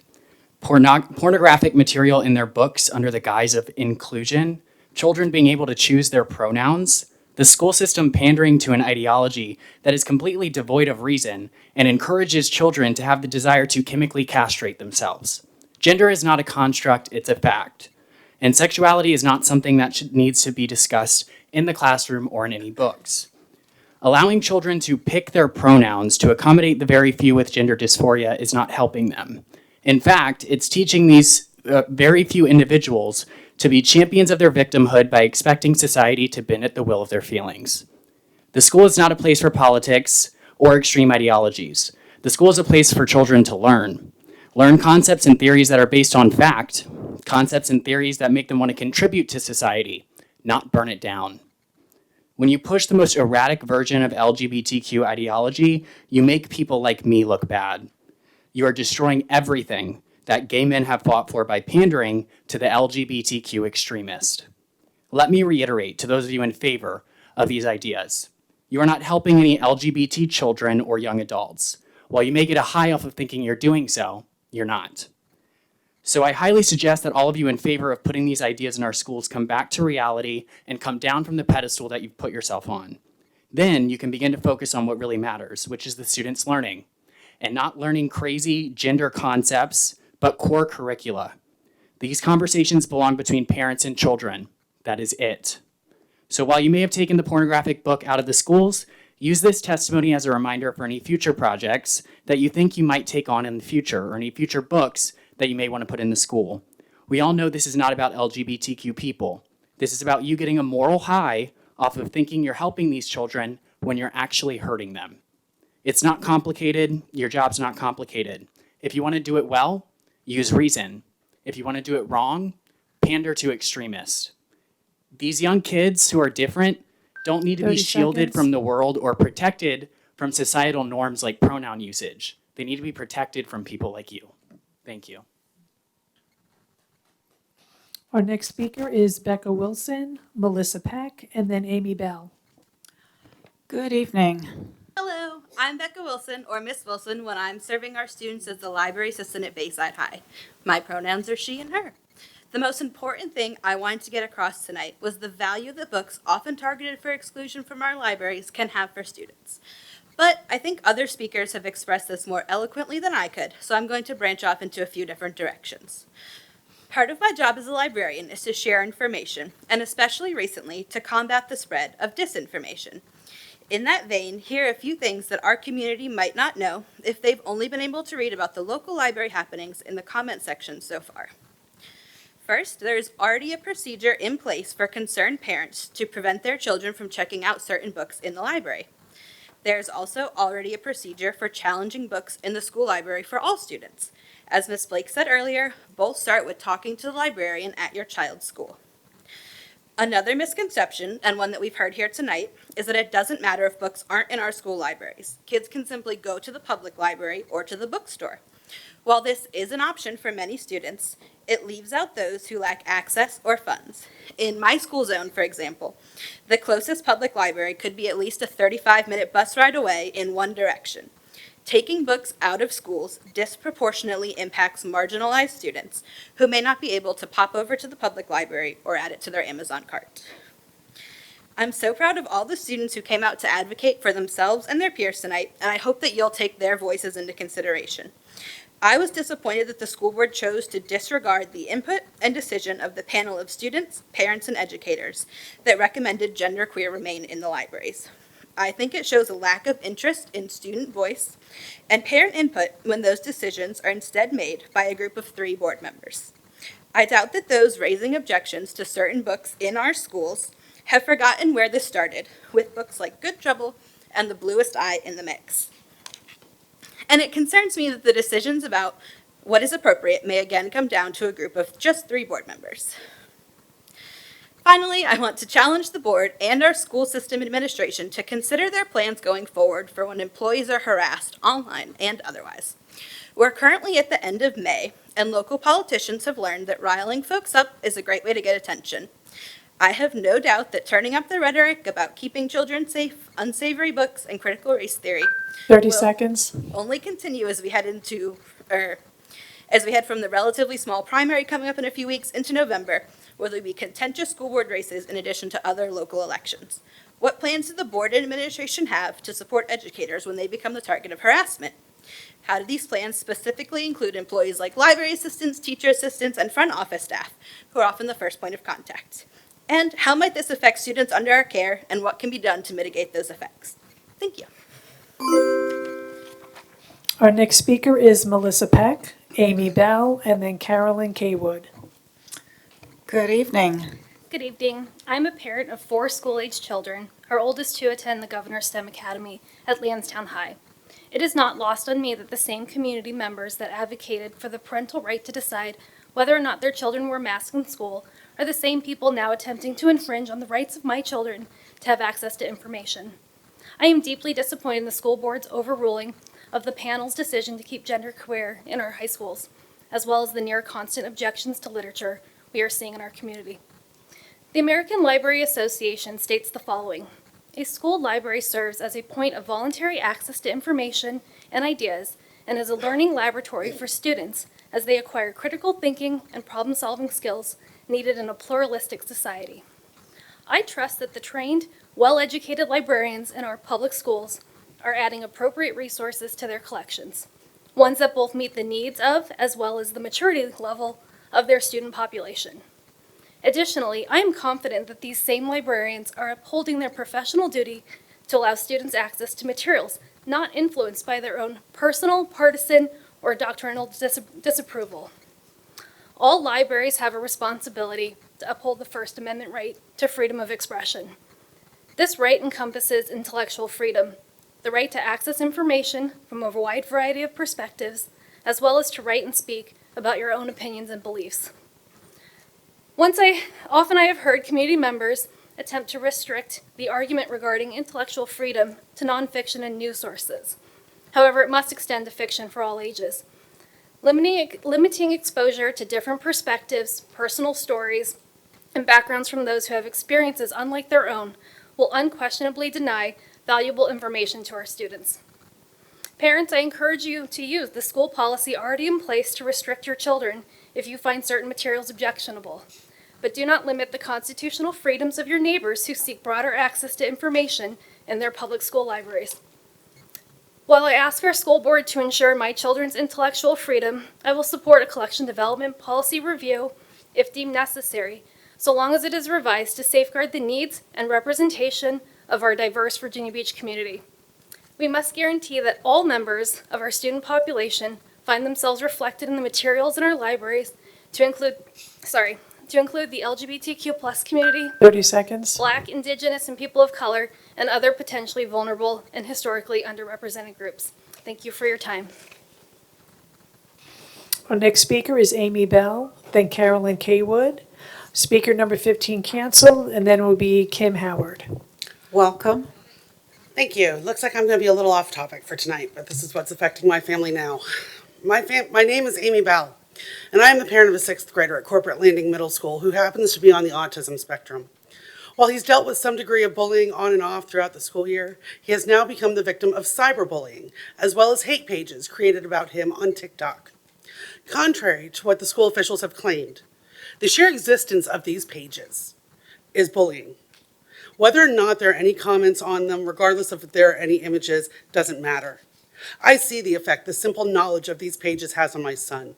It consumes him. Whether these pages were created while at school should not matter. They're being thrown in my son's face while he's at school. He's being threatened with the creation of more pages while he's at school, and the only way he can find out about them is at school, since he has absolutely no social media. To quote directly from the school's code of conduct, bullying is aggressive and unwanted behavior that is intended to harm, intimidate, or humiliate the victim. Cyberbullying is deliberate, hostile behavior that is intended to harm others. Both of these things are currently happening to my son. We reported the cyberbullying to the school on May 17th. According to the school board's guidelines, section 5.7, paragraph D, within 3 business days, the complainant will receive notice of who has been assigned to investigate the complaint and how to contact the investigator. This has not happened. This tells me that the rest of the steps that are mandatory will likely not happen either. So this, just like so many other cases of bullying, will get swept under the rug. After every school shooting and every teen or child suicide, everyone is left to wonder, what could have been done to stop this? We just didn't see the warning signs. Didn't we, though? We kept sweeping these incidents under the rug until something terrible happens. Every day, we walk by dozens of no bullying signs in schools, and even at the entrance to this building.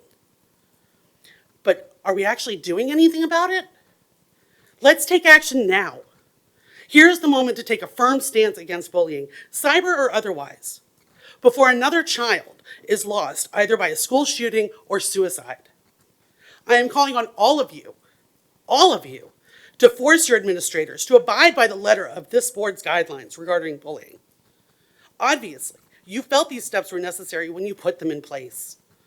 Let the Virginia Beach School District set the example for the rest of the nation that bullying truly will no longer be tolerated, and we will not allow another child to be emotionally or physically harmed or die as a result of bullying. Thank you. Our next speaker is Carolyn Kaywood, Kim Howard, and then Connor Epley.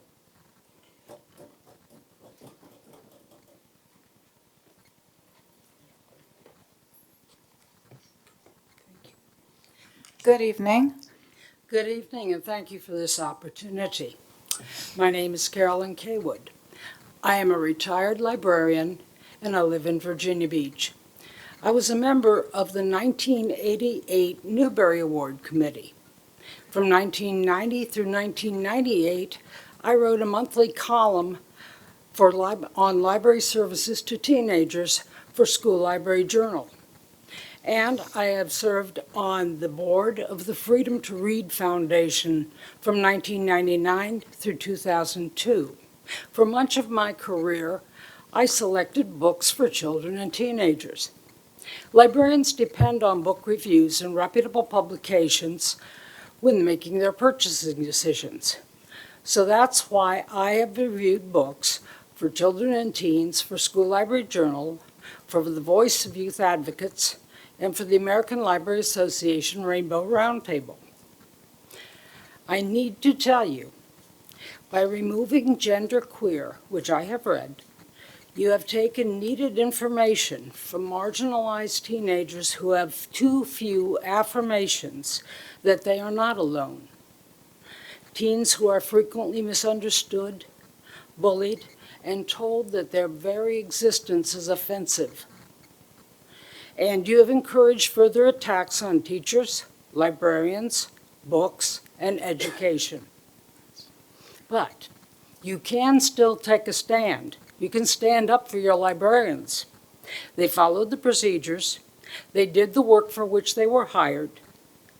And now they're finding their jobs under threat from certain politicians who are running for office based on the free publicity that they're getting from this. If you allow librarians to be intimidated and harassed, won't your whole faculty wonder what part of the curriculum will come under attack next? Who will be targeted next? Don't let that happen to a good school system. I support Virginia Beach public school teachers and school librarians, and I condemn efforts to intimidate and threaten the safety of school staff. Now, we may disagree on some issues, but we should 30 all seconds. agree that tactics being employed are dangerous and harm the entire school community. Virginia Beach public school students deserve better. Thank you.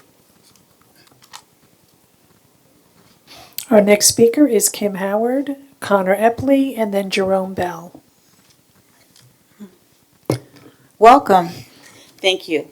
Good evening. I'm Kim Howard, a proud Cox High School grad, a Cox High parent, and parent of a Princess Anne alumni. I'm a Navy retiree who spent my career fighting extremism, and here I am, again fighting extremists. Maximilian Robespierre said, "The secret to freedom lies in educating people, whereas the secret of tyranny is in keeping them ignorant." We need to close out, stop the tyrants from keeping our students ignorant. The book bans are designed to undermine education and to inculcate extremist underpinnings into our school system. Many of our kids depend on AP coursework to demonstrate the academic rigor they can withstand and help defray the cost of college. The College Board has stated courses that fail to follow the accredited curriculum will be decertified, rendering students unable to demonstrate their academic achievements. The false claims of CRT in our curriculum, coupled with the threatened book bans, are putting AP courses in jeopardy. If extremist rhetoric is allowed to go forward, our children will be deprived of multiple AP opportunities.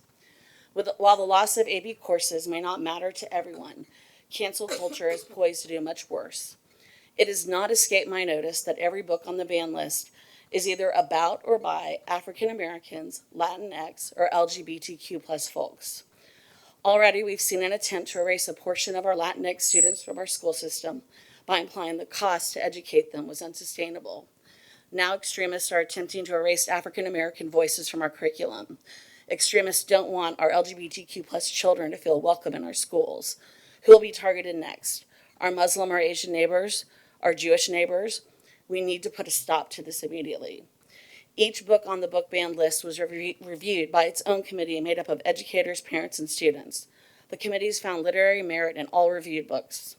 These books are in accordance with community standards. Let's then dismiss with the performative politics. Instead, let's actually put students, their well-being, and their education in a position of primacy.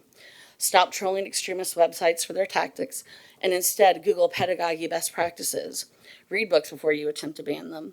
Do not assume that white children will be damaged by learning about racism. In my experience, they learn empathy and about injustice. Instead of trying to erase people of color from the curriculum, I'd like to see the school system diversify the voices at all levels and in all subjects. Instead of keeping our children susceptible to anything they read or see, let's discuss how better to teach critical analysis to determine if a 30 website means to inform or influence. That is how we raise civic-minded adults who are ready for college and careers. So let's stop trying to dumb down our education and instead focus on educating our children. And Chairwoman Rye, I do have one other thing to say.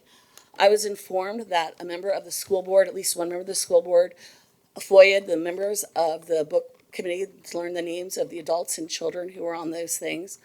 If that is true, the members of those committees deserve to know And that is time. who their names were shared with. And if Our any next speaker reprisals are is claimed. Connor Epley, and then Jerome Bell.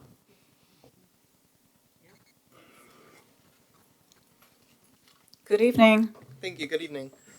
Last week, Delegate Tim Anderson posted on Facebook a FOIA request that he submitted to you guys in relation to a list of books that some in our community have deemed as inappropriate. These books contain diverse sets of characters, storylines, and this is the most recent attempt by some in our community to ban books and other materials. It is important to understand that having books that contain characters and storylines that all students can relate to is essential when we as a school division are attempting to promote literacy and improve literacy rates. This is crucial now more than ever, as we are only starting to address the learning loss that has occurred over the past couple of years. Additionally, students who come from diverse backgrounds deserve to have books and materials that they themselves can relate to, because representation matters. While there was and is room for an improvement, I was fortunate enough to have seen a few LGBTQ+ characters in books, TV shows, and movies while I was growing up. This made it a lot easier for me to accept the fact that I too was a part of that community and that there was nothing wrong with that, despite those in our community who want us to believe that that is not the case. That being said, I am 100% opposed to banning these and any other books, and that is why I'm here tonight. I recognize that this is the appropriate place to express my views and advocate for what I believe in. You as elected officials are the ones who will ultimately have a say in the matter. Delegate Tim Anderson, however, crossed the line by demanding the information and identities of our school librarians. There have been several social media posts and comments made by people in our community who are calling for our librarians to be fired and or arrested. Enough is enough. Discussions on policy are one thing, but targeting librarians is another, and it is completely disgusting and inappropriate. I'm not going to sit by and watch our school staff get attacked, and I am not the only one, as you've seen tonight. I only hope that you as school board members feel the same way and publicly condemn this behavior and stand up for our librarians and staff. That was all I wrote for tonight, but after hearing one speaker say that students don't have access to all of their constitutional rights, while that is true, a right that they will have in a few years is to vote, to run for office and support 30 candidates seconds. who align with their values. And so I encourage you to keep that in mind. Thank you. Our next speaker is Jerome Bell.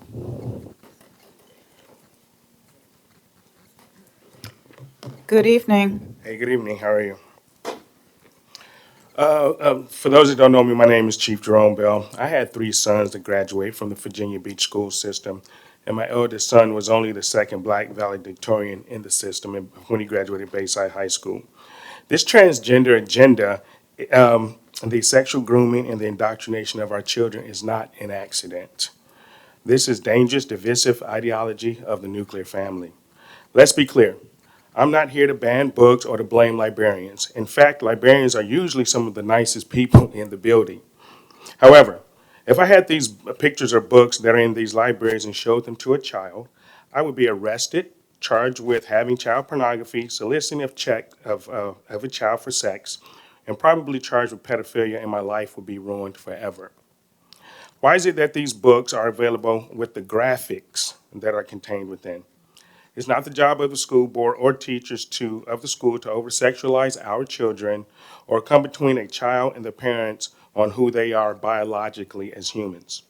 It is reasonable why this is very frightening to so many people. Parents believe that their children are being indoctrinated against their beliefs, and I must agree. I have been involved extensively with human child trafficking, and I'm going to tell you something that you may not know. The statistics are that these children that are confused about their gender are in greater numbers being trafficked and groomed through our schools into the prostitution trade.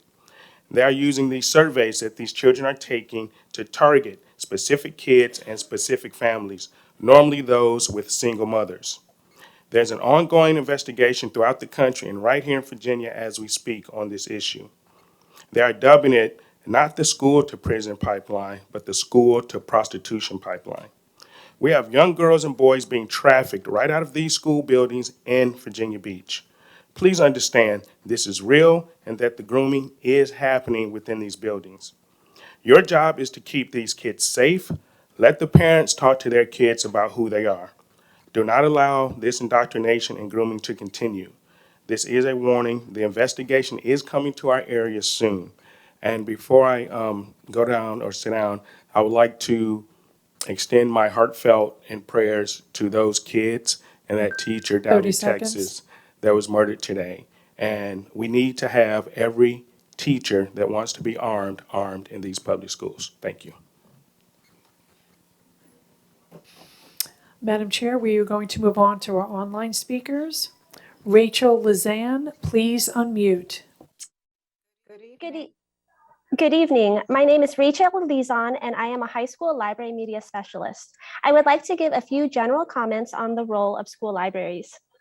While school libraries are the rooms that house the books, the Library Media Center is actually the hub of learning in the school. I like to call it the largest classroom in the building. I am a strong believer in the power of a vibrant and engaging learning environment, and modern school libraries are just that.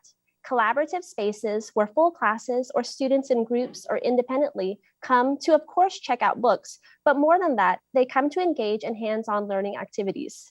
In our district, LMCs have podcasting studios, Chromebooks and iPads, interactive boards, green screens and cameras. You'll see drones flying and robots that a student just coded rolling by. LMCs have maker spaces with 3D printers, building materials, and endless provisions of crafting supplies for student projects and presentations. You may hear the clanging of metal when history classes recreate ancient coins with our metal stamping kits, or you can take a trip into a cell when a science class uses our virtual reality goggles. In the LMC, you will see lessons turned into murder mysteries, escape rooms, and games. The LMCs are staffed by professionals with master's degrees, Teacher of the Year recipients, and leaders in the school and the surrounding community. LMCs are a central source of information, comprehensive resources, and provide essential services in support of the teaching and learning needs of both students and teachers. Libraries are a fundamental part of our society, and school libraries are vital in sparking personal and academic growth in children. I would like to leave you with two quotes. Libraries store the energy that fuels the imagination. They open up windows to the world and inspire us to explore and achieve and contribute to improving our quality of life. And it is an awfully sad misconception that librarians simply check books in and out. The library is the heart of a school, and without a librarian, it is but an empty shell. So please continue to support the school library program, library media specialists, and our students. Thank you. Our next speaker is Vic Nichols. Please unmute. Welcome. Thank you. I have, let me see, section 6, 6-65, 6-61_2, and 6-61 to refer to. I would like to know, why would students be interested in porn? What academic subject does it enhance? Will the committees that the principal set up be published? And to what specific areas of study and how much time will be taken up by controversial issues? Will the teacher initiate it, or will the students, and how will this time be tracked? Lastly, I have heard about the school to prison pipeline. Well, it looks like we're creating a school to prostitution pipeline when taxes pay for a school to profession pipeline. Thank you. Our next speaker is Elaine Lombardi. Please unmute. Good evening, school board members, Dr. Spence, and others. I'm here to ask you not to add armed security staff for the following reasons. One, first and foremost, there is zero evidence that the presence of armed security staff reduces gun violence in schools. Criminologists at Texas State University's ALERT program studied 25 school shootings. None were brought to an end by armed staff, guards, or police officers returning fire. These shootings most commonly ended when the shooters were restrained by unarmed staff. Two, while it makes sense that having an armed officer in the building could reduce response time, the evidence simply doesn't support this. School shooters often seek out schools with armed security. In 4 high-profile high school shootings, Marshall in Kentucky, Marjory Stoneman Douglas in Florida, Great Mills in Maryland, and Santa Fe in Texas, Attackers actually stormed the campuses despite the presence of armed guards. And in all 4 of those cases, armed guards failed to stop the gunman from killing. Number 3, what is this going to cost overall? Peter Blair, the author of the ALERT study, says, yeah, it's within the realm of possibility to think an armed guard could stop an attacker, but they need to be trained to do that. So my question is, where will the funding for this training come from? If they carry their own weapon, who's responsible for maintaining it appropriately? Will this and the training be paid for by the school division or by VBPD? Will the school division's insurance policy cover them? If they have to provide their own liability insurance, the salary we pay them needs to be high enough to cover that. High salaries also allow us to be very selective about who we choose, because honestly, we should all be very concerned about anyone who is excited about carrying a gun in a school for $15 an hour. It's ironic that you want us to just trust that these security officers are appropriately trained to do their job, but you're unwilling to trust that school librarians are trained to do theirs. 4, the school to prison pipeline is real.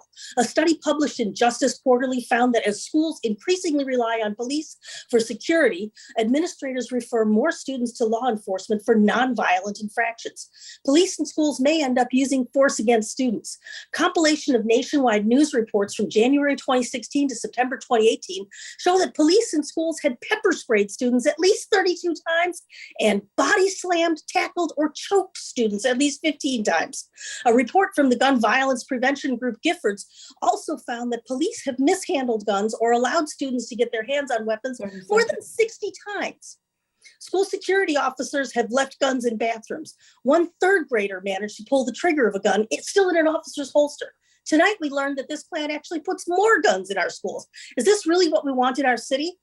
5, the National Association of School Psychologists has argued that armed guards increase student fear rather than making feel safer. And finally, 6, a Gallup poll in 2018 found that 73% of teachers surveyed are opposed to armed staff in schools. Thank you. Thank you. You can follow up with remaining comments. Our next speaker is Suzanne Saltesiak. Please unmute. Welcome.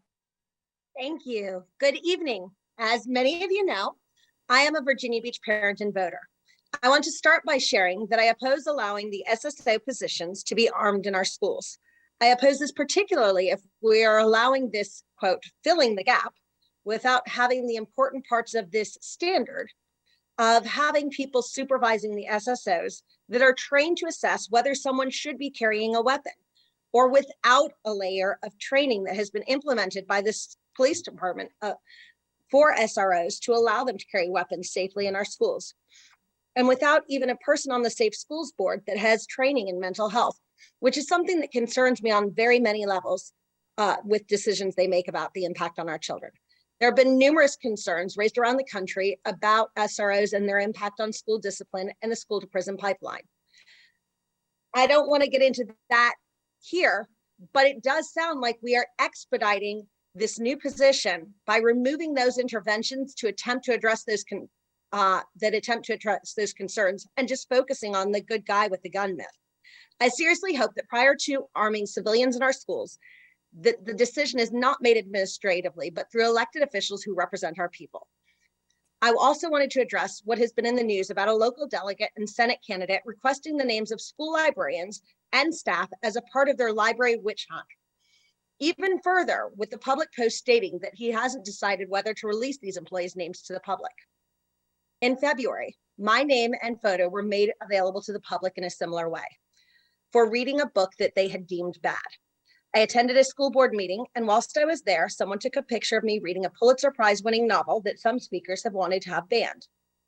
Another frequent speaker then posted that picture of me on social media. While most of the over 700 combined comments were defending me, I was called a pedophile, a demon, evil, a child abuser, a monster. People made comments that I deserved to be beaten. I have spoken to an attorney, and I am told that I have a definite case for libel charges, but I'm still deciding if I wish to tangle this in court for multiple years. People posted my name and information about my job, my social media links, and in an attempt to dox me. A few weeks later, I had 4 nails hammered into my tire that the mechanic stated that there was no chance that it could have been anything but intentional. I repeat again, my sin that led to all of this was reading a book that they didn't like. And now the same people who wish to do that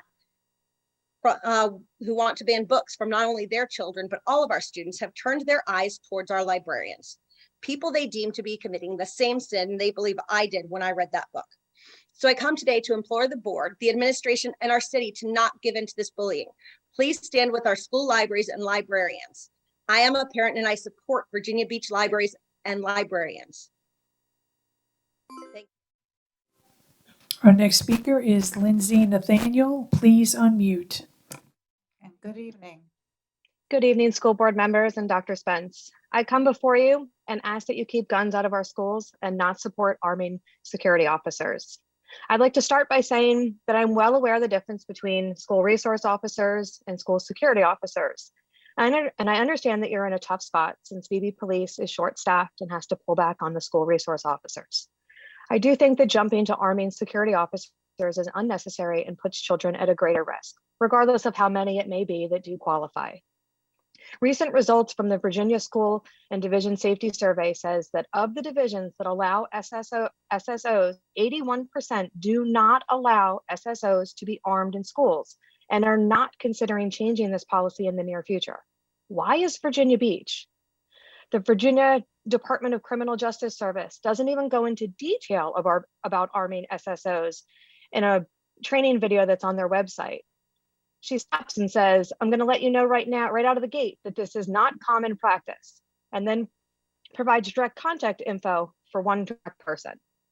Consider the broader message of danger that's relayed to the students. Transforming schools into armed camps does more to elevate fear than alleviate it. A study examining all US shootings at K-12 schools found that not only did the presence of armed guards not correlate with fewer injuries, but the death rate was 2.83 times greater in school shootings with armed guards. Granted, most armed SSOs will hopefully never encounter an active shooter, but they will be carrying guns around students every day on the job, which can cause unintended consequences for the school.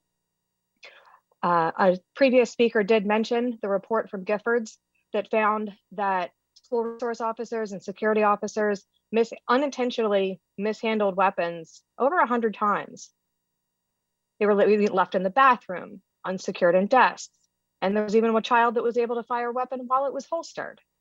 The gun lobby would like to see more guns in schools, but the data is clear. More guns in schools means putting students in harm's way. Rather than spending scarce resources to deter the unlikely gunmen, it is better to invest in prevention, such as hiring more teachers, guidance counselors, and school psychologists. Thank you very much for your time. Next speaker is Kim Bentley. Please unmute. Good evening.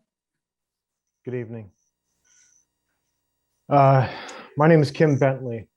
When I signed up to speak tonight, I plan to speak about several items on the agenda, but the events in Texas during the past several hours and events in Buffalo earlier this month have moved me to add significantly more to what I wanted to address. And thoughts and prayers are meaningless, so I lend you my rage and my sorrow. First, and of extreme importance, is to address the freedom of the information of our school librarians. Putting out a hit list from our elected representatives is a bunch of authoritarian reactionary nonsense, and I stand with our librarians. Anything that I can do to support you, I will. I condemn this action and call upon our school board candidates, and our elected officials to do the same and do better. Many of you have heard by now the tragedy that has happened in Uvalde, Texas, at an elementary school today. I imagine all of you know about the horrors that occurred in the grocery store in Buffalo, New York. As a candidate, what am I supposed to do right now to say anything else? But while my heart is with the parents of Texas and the people of Buffalo, I can't make myself say thoughts and prayers. Again, it's just rage and sorrow. I think we'll see the news tonight and hug our children a little longer. I think we can all agree that we want to protect them from happening, protect them from that happening to children, teachers, and staff in our schools ever. What we have trouble coming to is a consensus on how to do that. As the news was playing out in Uvalde, our board was discussing adding a position of school security officer to our schools and allowing them to carry guns.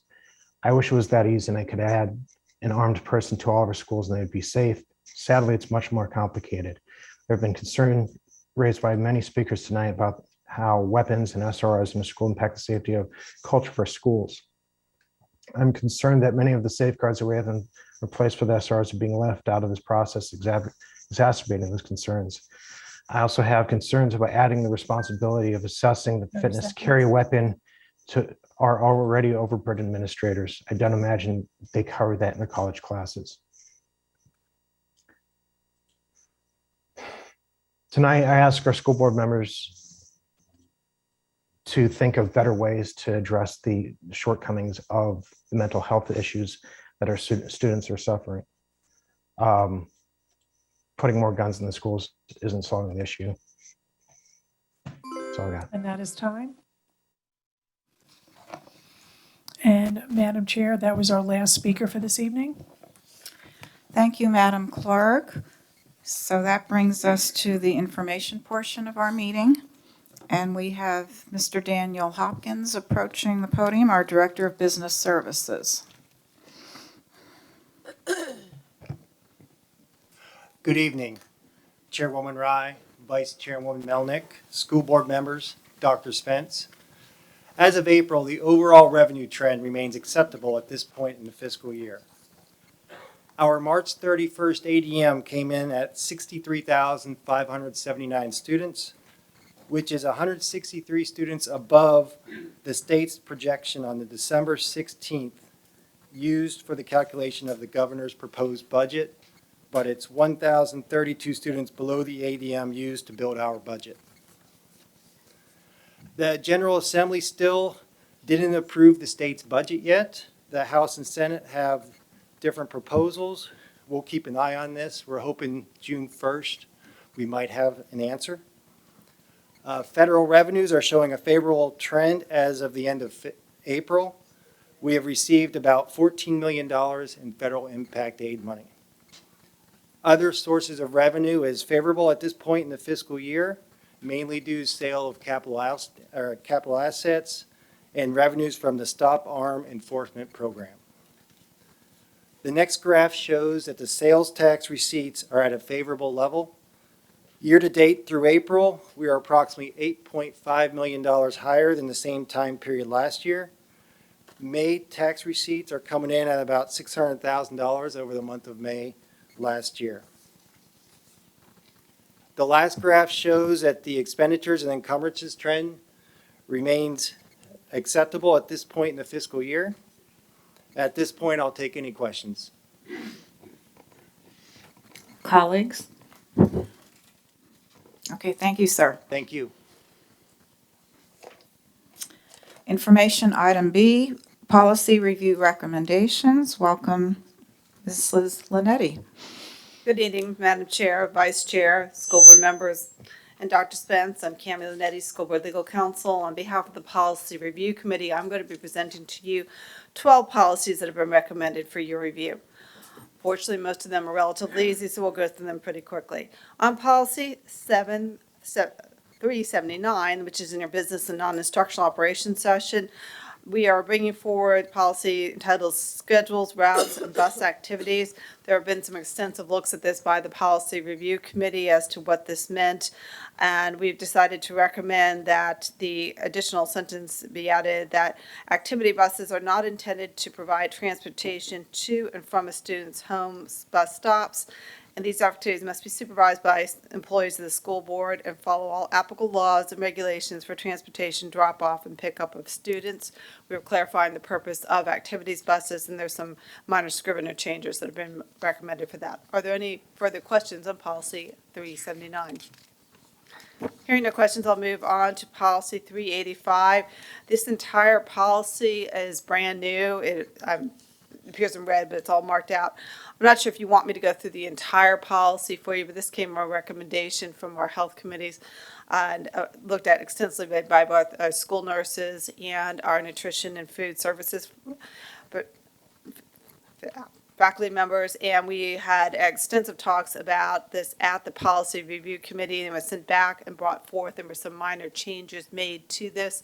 This is a significant change in how we've done some things with food issues. Would you like me to go through the entire policy, or does anybody? Mrs. Riggs and Kate, I'm going to read this. This is fairly long, so stay with me. This policy is entitled Outside Food and Beverage in Schools. Section A, generally, serving nutritious, healthy, and balanced meals is a critical component of the school division's safety measures for students and staff. The school division has well-established policies and procedures relating to student and staff wellness and food safety in our kitchens and cafeterias. These policies and procedures are continuously evaluated for improvement, with the foremost focus remaining in health, nutrition, and food safety within the schools. New paragraph. The school division has qualified nutrition professionals who administer the school meal programs in school cafeterias. Nutrition professionals are trained in food preparation, handling, serving, allergy, sanitation, local, state, and federal statutes and regulations. Therefore, serve school meals and healthy school snacks meet or exceed current United States Department of Agriculture, USDA, nutrition requirements aimed at promoting student wellness education for lifelong healthy eating and physical activity habits. Additionally, any snacks sold on school property during the school day, parentheses, that is, school stores, fundraisers, etc., must follow USDA Smart Snacks in Schools regulations.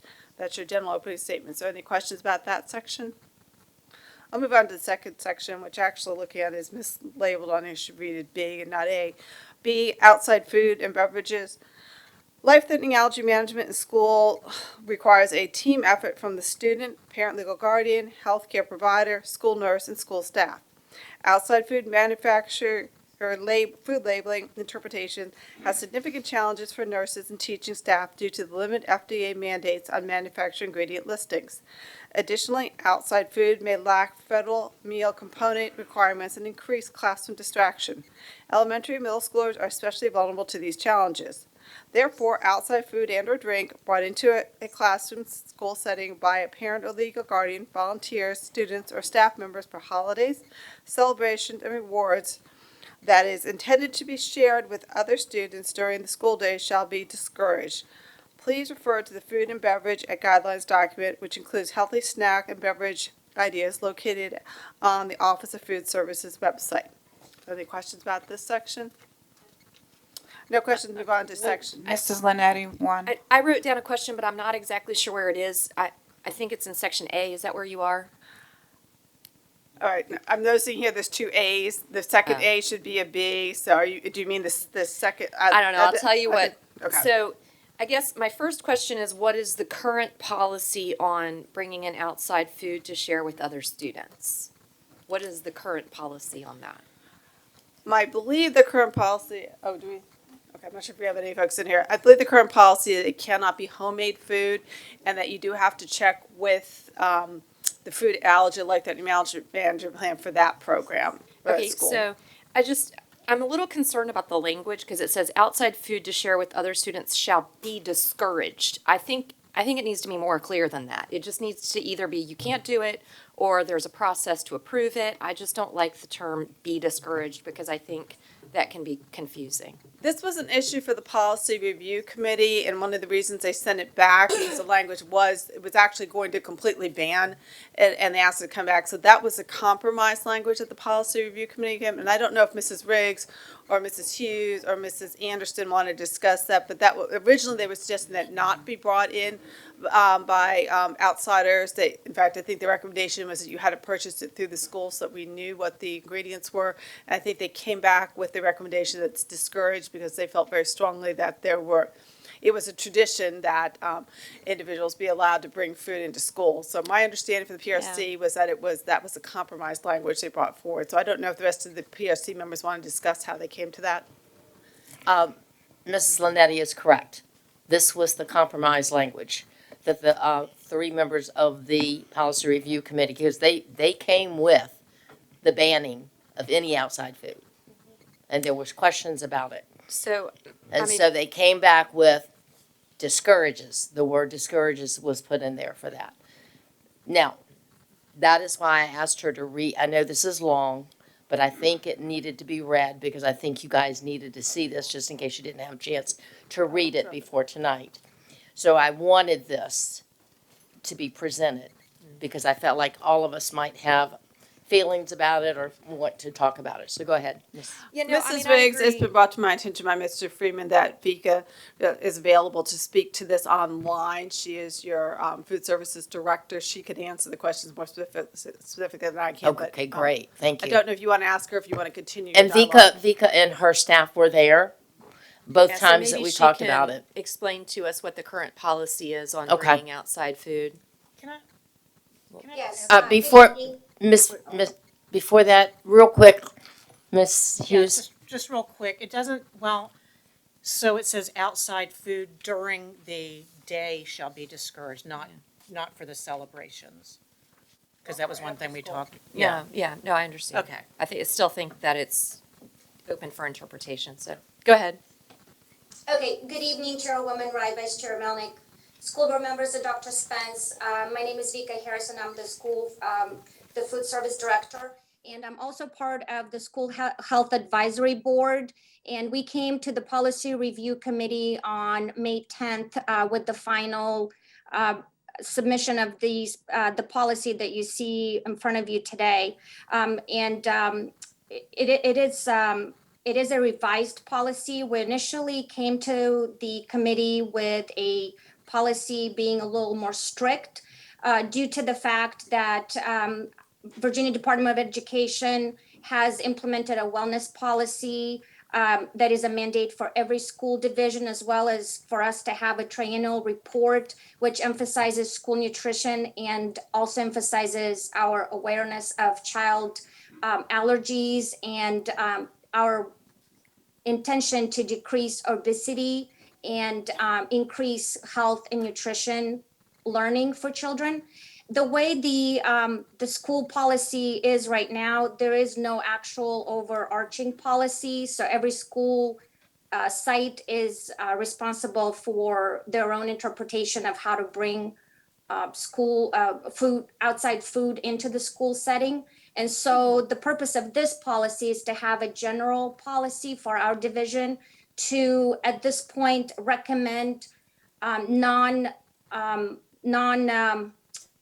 food related items and also recommend healthy items and snacks for parents to bring in to the school if they're going to have celebrations. And also to let parents know that we do have childhood celebration forms and healthy snacks that have been approved by USDA that are sold in our cafeterias. And I will pause for questions. So maybe I'll suggest that maybe rather than say shall be discouraged, saying something like if outside food is brought to share with other students, it should be approved through the principal or whoever is that designated person at the school. Because be discouraged tells me that it can still happen, but there's not necessarily a process by which it's going to go through an approval process. So. Correct, and I believe there is some language to that a little bit lower. There is. Oh, okay, I missed that. Okay. But it's not Excuse me. related to the outside food and beverage. That's related to use of food and curriculum activities. Right, I right. think, Right. right? So that probably just needs a little tweaking. Yeah, You can do both, but I think it just needs to make it clear. To do for both, yes. Yeah, thank you. Mrs. Hughes, did you want to weigh in? Were you trying to provide further information?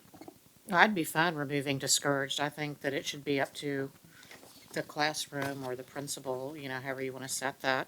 I mean, I think that when you talk to people, if your child's in a classroom and you want to bring something in, I think most parents would ask the teacher, hey, is there a particular thing we can't bring in here because a child has an allergy? I think that most people do that, and I think that's something that, you know, you need to be mindful of, but I don't think we should be discouraging, you know, things brought in for celebrations.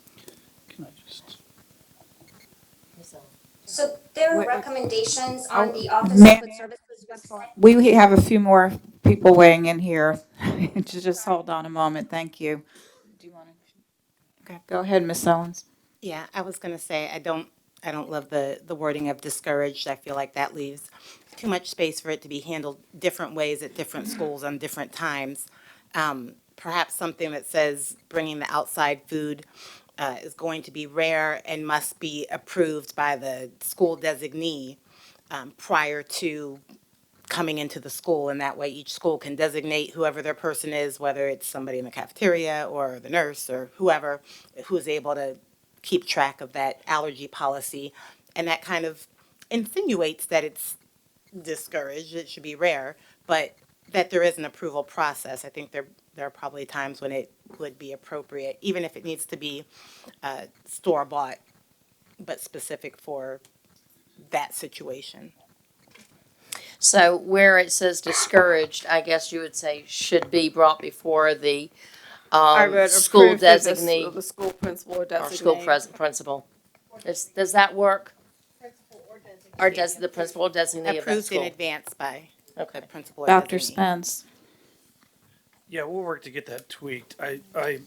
We definitely need to have an approval level on that, and it needs to be beyond the classroom. And it isn't because of, I don't want anybody in the classroom being held liable for something that happens. I walked by a classroom the other day and I saw a sign that said citrus allergy. I had never seen that. And so they're out there and they're real, and you're not gonna see necessarily citrus listed as citrus on a list of ingredients. You might see, orange juice, and somebody might not connect it. So I definitely would want to make sure we have somebody who's probably a food specialist looking at that. And we can do that through the language that's in there with the designee. Can I get with Cammie and we tweak it before we bring it back? That'd be great, thank you. Would you like me to go on, Mrs. Briggs, with the next section? Should be marked, it's reading as B, but it should be C. C, use of food in curriculum activities in school/classroom celebrations. The use of food in curriculum activities will be limited. Teachers will work with the school nurse to ensure students' allergy needs are addressed. Principal approval must be obtained for any school-related activities such as honor roll, perfect attendance, holidays, graduation, snack closet, etc. Any questions on that section? No questions, I'll move on to what should be marked as D, birthday celebrations. All birthday celebrations shall be served during lunchtime. Parents, legal guardians may elect to order elementary birthday celebrations through the school cafeteria. Elementary birthday celebrations order requests must be submitted to the cafeteria manager at the student's respective school. The cafeteria manager will review and follow student food allergy directives for birthday celebrations. Any questions on birthday celebrations? Moving on to the last section, which should be E, rewards. Instructional staff should always consider non-food rewards in lieu of food rewards, parentheses, particularly candy, and parentheses. A list of non-food alternatives and healthy food ideas may be found on the Office of Food Services website. And there's another sentence that's in italics. This policy does not pertain to consumption of outside food and/or drink on school property during after-school activities. And the rest would just be the legal references. Are there any questions on those sections?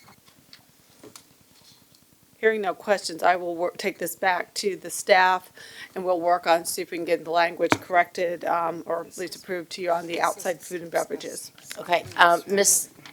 Chair Rye, do we need to see if our virtual guest wants to say anything else in Ms. addition Harrison? since she's there By all means. for reference?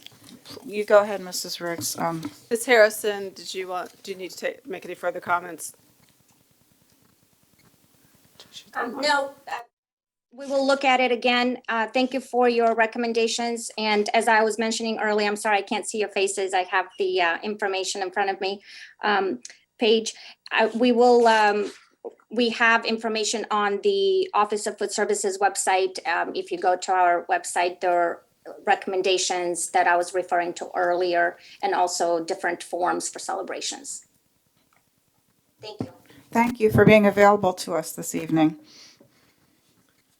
I will move on to policy 421. Section 4 has to do with your personnel matters.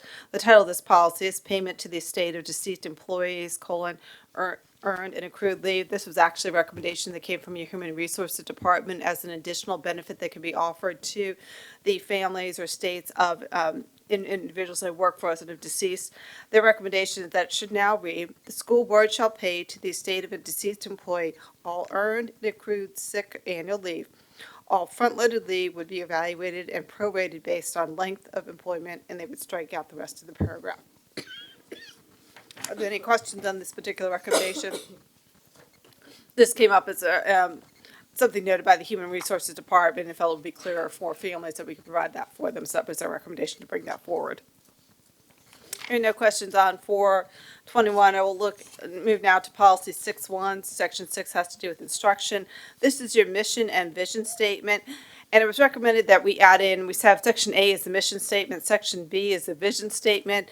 We don't formally have in the policy the core values, and you'll see they're written the core values. I'm not going to read all of them, but I'll just give you the titles, which would be, we put students first, we seek growth, we are open to change, and we do great work together. And we recommended that those now be added to this particular policy. Any questions on that? If there are no questions on that, I will move back on to policy 621. Which is goals and objectives. The only recommendation on this are scrivener changes to the legal references that needed to be updated to match the current language. All right. Are there any questions on 6.2? Sorry. Moving on to policy 6.8. This is controversial issues. This has taken some time discussion on it, but the only recommendations we are actually going to make to policy 6.8 would be scrivener changes in section B, which is just correcting the grammatical issues on the subsections, and to remove the editor's note, which we standardly be doing from our policies. Are there any further questions on policy 6.8? Hearing no questions on policy 6.8, we'll move to policy 6.10. This is guest speakers. There are only scrivener changes that have been made to this, capitalizations and adding the word or designee after the principal wording in there. Are there questions on policy 6.10? Hearing no questions on policy 6.10, we move on to policy 6.11. Policy 6.11 was titled No Child Left Behind. We adopted this initially in 2004. Although we do still have the Elementary and Secondary Schools Act, which No Child Left Behind was part of, that No Child Left Behind, the last students that were part of that have now graduated, and this is no longer the name of the policy or the procedures that are following. It has been subsequently updated by other policies, so we're recommending a full removal of that particular policy. Can I just add that the elementary schools is the ESSA, so sometimes you'll see it referred to as that, or oftentimes you will. It's frequently amended, and there are many sub-acts to that, but that is no longer, No Child Left Behind no longer applies, so we just recommend that it be pulled out. Moving on to policy Cami, 6. Excuse me, before you jump to 6.12, if I could just ask the board and the policy committee, because you all take 6.12 back, it's got a little bit more work to do before the board looks at it. You asked it, school calendar, you want to take the I'm whole talking thing about back? school calendar. It's got a little bit more work. I missed something, and I apologize for not catching it beforehand, but can we just pull that one and send it back? We'll get take it that back to fixed? PRC for next month. Thank you, appreciate that. Policy 6.14 has to, again, following instructions, this has to emergency drills and planning. We did do some updating when the law changed last year, but this time we are not recommending further updates other than scrivener changes, which involve pulling out the editor's notes and correcting the legal references. Otherwise, there are no recommended other changes to policy 6.14. Any questions on 6.14? Hearing no questions on 6.14, I will move on to policy 6.15, also under the instruction section, which has to do with delayed openings and emergency closing of schools. There are just scrivener changes correcting the school division and capitalizing it, but there are no other recommended changes for 6.15. Any questions?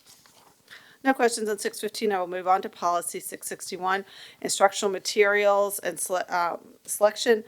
The recommended change happens in the first paragraph, which would now read print and media / digital materials to be used as part of the course curriculum, division or teacher assigned material, strike out the words in classroom, and then we'll continue on and shall be selected in accordance with the following criteria. We are not recommending any changes on the following criteria that are left. We do recommend scrivener's changes, which is to remove the editor's notes and a couple grammatical changes in the legal references. Otherwise, there are no further recommendations to policy 661. Are there any questions on policy 661? Hearing no questions, those are the end of the recommendations from the May Policy Review Committee.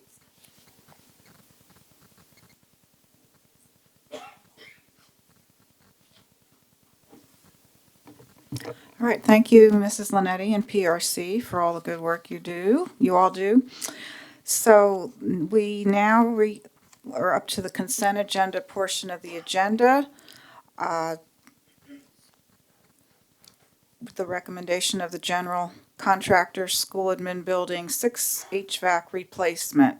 Motion to approve. Mrs. Riggs, a second. Mrs. Anderson, all in favor, show a raised hand. We have 10 ayes. The motion did pass. Thank you. Action item 15, personnel report administrative appointments. Motion to approve. Ms. Owens and a second, Mrs. Melnick. All in favor, show a raised hand, please. Action, I apologize. Yes, action, their discussion request. Okay. I've never made a comment during a this personnel piece, but I wanted to make sure that to thank all of you. Thank you for being educators. Thank you for continuing to learn and grow in your professions, and thank you for doing right by kids every day. Now we can vote. All in favor, show a raised hand. We have 10 ayes. The motion did pass. Thank you. So with that, Dr. Spence, we are looking forward to your announcements with our new fresh faces here this evening. This was its second act after the intermission. You know what? I'm looking forward to it too. If I could ask Shannon Donahue to stand up for us. Ms. Donahue has served in Virginia Beach with distinction as a teacher at Tallwood and Brookwood Elementary Schools. Most recently, she's been serving as an administrative assistant at White Oaks Elementary School. We're pleased this evening that the board's accepted our recommendation for her to serve as the next assistant principal at Centerville Elementary School. Congratulations.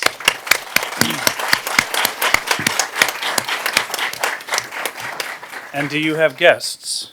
I have my parents, Mr. and Mrs. Donahue. I have my principal, Mrs. Oz. Very nice. Thank you so much. I was just there.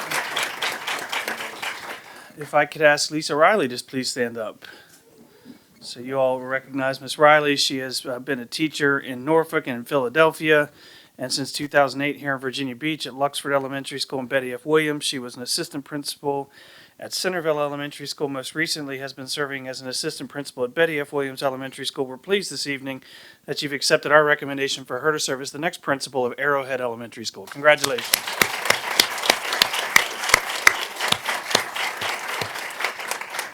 And I think you have guests as well. I do. I have my two daughters, Karen and Gianna Riley, and my husband, Larry Riley. Very nice to see you all. I can't tell if it was a conscious decision not to bring Sully with you, but I got you. I understood. If I could ask Sheena Smith to please stand up. Sheena has served in Virginia Beach since 2010 as a teacher at Kingston Elementary School. She was a computer resource specialist in the ITS at Bayside 6th grade campus and Rosemont Forest Elementary School. Most recently has been serving as an administrative assistant at Lansdowne Elementary School. We're pleased this evening you've accepted our recommendation for her to serve as the next assistant principal at North Landing Elementary School. Congratulations.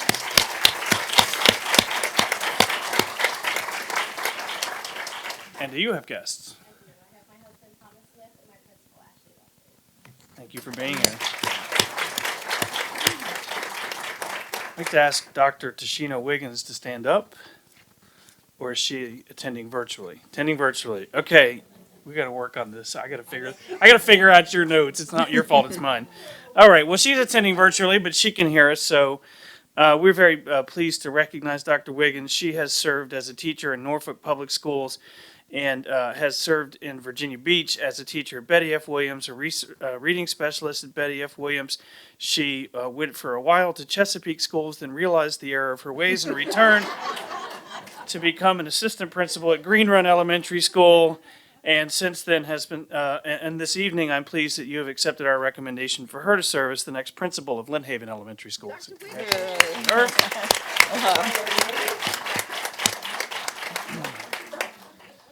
I'd like to ask Julie Irwin to please stand up.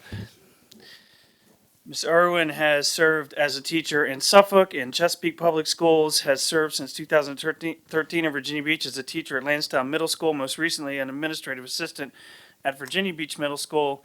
And we're pleased this evening that that the board has accepted our recommendation for her to serve as the next assistant principal at Brandon Middle School. Congratulations.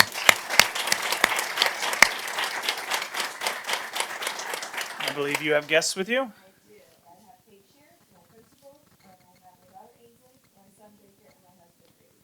Thank you all for being here. I could ask Dennis Kelly Jr. to please stand up. Mr. Kelly has served as a teacher in Southampton, as a teacher in Portsmouth Public Schools, and also a teacher here since 2018 at Renaissance Academy. Most recently has been serving as an administrative assistant at Bayside Middle School. We're pleased this evening that you've accepted our recommendation for him to serve as the next Dean of Students at Bayside Middle School. Congratulations.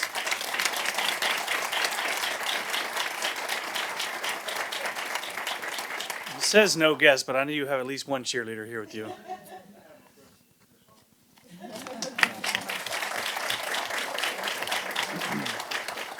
I'd like to ask Michael Bedell to please stand up. Mr. Bedell has been serving with distinction as a teacher at Bayside High School, we are pleased this evening that the board has accepted our recommendation for him to serve as the next assistant principal at First Colonial High School. Congratulations.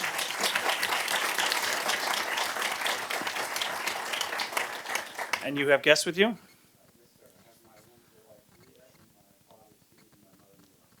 Wonderful. If I could ask Jennifer Hill to stand up.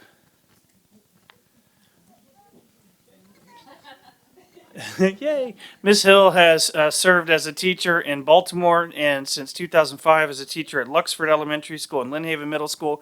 Most recently been serving as a teacher in First Colonial High School at the Legal Studies Academy.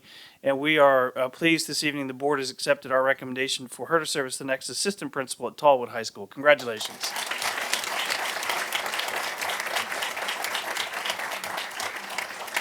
And you have guests.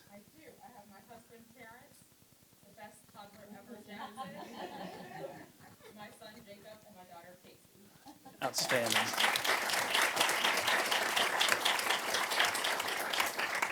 I'd like to recognize Dr. Daniel Miani. Dr. Miani has served as a teacher in Prince George. He's been a teacher in Louisiana at Bishop Sullivan Catholic here in Virginia Beach, where he also served as an assistant principal. He's been an assistant principal in Williamsburg, James City County Schools, as well as a coordinator for secondary mathematics there. Most recently has been serving as the principal at Lafayette High School in Williamsburg, James City County Public Schools. And we're very pleased that he is going to be coming to Virginia Beach, where your children attend school, correct? If I got that right? Yeah. And we're excited that the board has accepted our recommendation for him to serve as the next principal at First Colonial High School. Congratulations.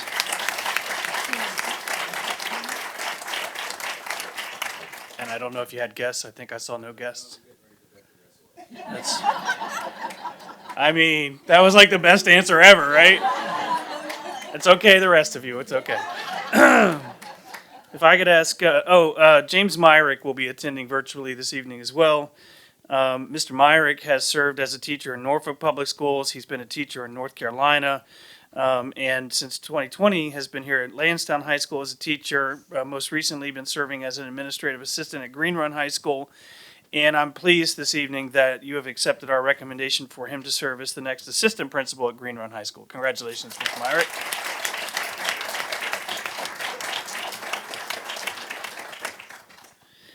And if I could ask Jessica Pagan to please stand up. Ms. Pagan has been serving across the Commonwealth as a teacher in Petersburg, a teacher in Hampton, and in Chesapeake and Norfolk. She's also, since 2019, been a teacher at Tallwood High School and most recently an administrative assistant at Ocean Lakes High School. This evening, we're pleased you've accepted our recommendation for her to serve as the next assistant principal at Ocean Lakes High School. Congratulations.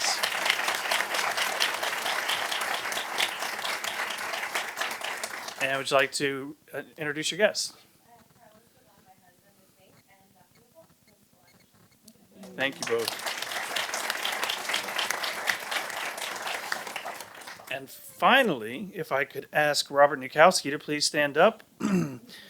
Robert has served as a teacher in Stafford County, Virginia, since 2012 in Virginia Beach as a teacher at Kempsville Middle School, most recently, and an administrative assistant at Lynn Haven Middle School, most recently as an assistant principal at Lynn Haven Middle School. We're pleased this evening the board's accepted our recommendation for him to serve as the next coordinator for parent stakeholder services in the Department of School Leadership. Congratulations.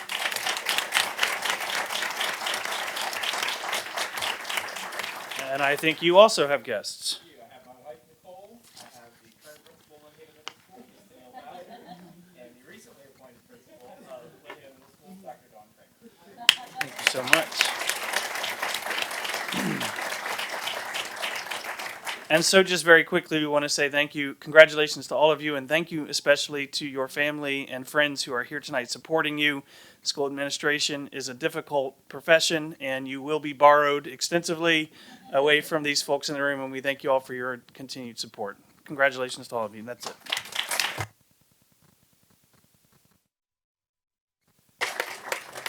So this is the point in the program where on behalf of the entire board, say that we wish you much success in your new positions. And as I shared with visiting Miss House at her school and met her rising star just last week, I shared that I always felt I had an appreciation for principal level. You know, I served as a PTA president in New Jersey, and then it jumped a level becoming a school board member.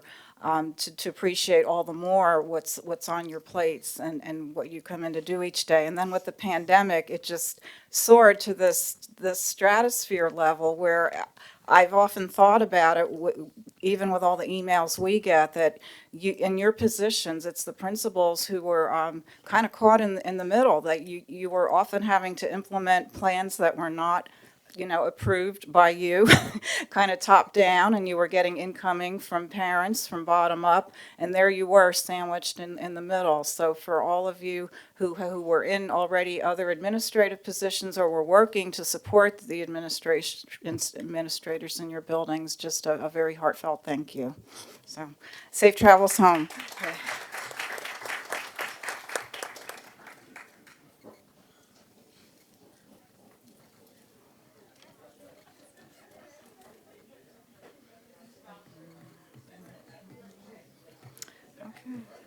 And are you okay going to 113 for close? It's warm in here now. Yes, okay. But it's warmer.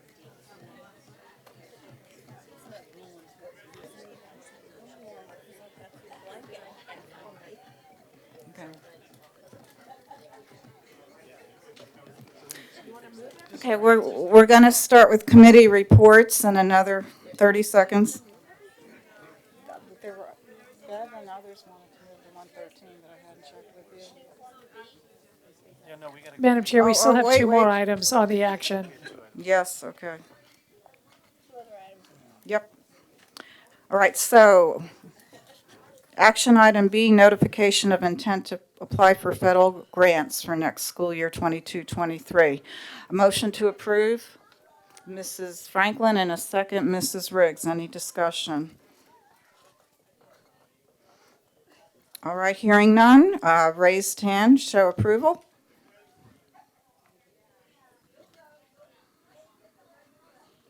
We have 10 ayes. The motion did pass. Thank you. And final action item of the evening, budget transfers. Motion to approve. Mrs. Riggs, a second. Mrs. Hughes. Any discussion?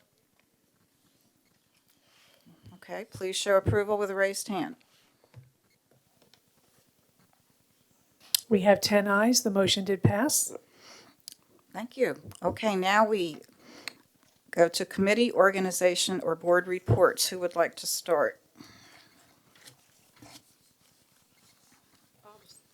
I'll mention for the record that the audit committee meeting was canceled for Thursday.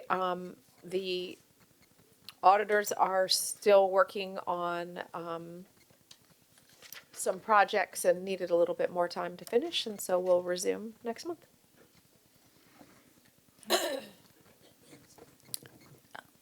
Okay, Mrs. Franklin? I just want to say that I did actually attend the GROTC, a ceremony, award ceremony for Green Run High School. And one thing that I really wanted to point out was how well we did, particularly because of the regions that we went up against. They did not close for many months during the pandemic. And so when we competed in a sense where we had less time to prepare and do all the things we needed to do, and we still came out with outstanding results. So I just want to give great accolades to that group and to Commander Brown for making sure that they were ready for their competition, and just a sharp. I mean, good Lord, I don't think my uniform ever looked that good. It was just a sharp group of young folks, and I was so impressed. So thank you again, Ms. Owens, for bringing that to our attention. And Governance Committee, we're on track with upcoming superintendent evaluation, and the legal department, it's July 1 is the date that it will formally be established, and we'll be ready by the time of the next school board meeting to present to you in closed session developments there from a personnel-wise. But what I can share in the meantime is that our council is working with HR on job descriptions and the like for the legal department staff that Mrs. Linetti will head. So, again, a lot of work being done behind the scenes to honor that July 1st transition date. And if that is it, before we we're going to be switching into Einstein for close. So I'm going to ask Mrs. Melnick right now to read into closed. I move that the school board recess into closed session to deliberate on the following matters. 1, a closed meeting pursuant to the exemptions from open meetings allowed by Section 2.2-3711, Part A, paragraphs 1, 7, and 8 as amended. A1, discussion, consideration, or interviews of prospective candidates for employment, assignment, appointment, promotion, performance, demotion, salaries, disciplining, or resignation of specific public officers, appointees, or employees of any public body, and evaluation of performance of departments or schools of public institution of higher education, where such evaluation will necessarily involve discussion of the performance of specific individuals, namely to discuss the weighting for the superintendent's evaluation instrument and the procedure for the superintendent's evaluation process. A7, consultation with legal counsel and briefings by staff members or consultants pertaining to actual or probable litigation where such consultation or briefing in open meeting would adversely affect the negotiating or litigating posture of the public body. For the purposes of this subdivision, probable litigation means litigation that has been specifically threatened or on which the public body or its legal counsel has a reasonable basis to believe will be commenced by or against a known party. Nothing in this subdivision shall be construed to permit a closure of a meeting merely because an attorney representing the public body is in attendance or is consulted on a matter. And A8, consultation with legal counsel employed or retained by a public body regarding specific legal matters requiring the provision of legal advice by such counsel. Nothing in this subdivision shall be construed to permit the closure of a meeting merely because an attorney representing the public body is in attendance or is consulted on a matter, namely to discuss status of pending litigation and new litigation matters. A second to the motion? Mrs. Riggs? Okay, all in favor, show a raised hand, please. We have 10 ayes. The motion passed. Okay, we'll be going into closed session in 113.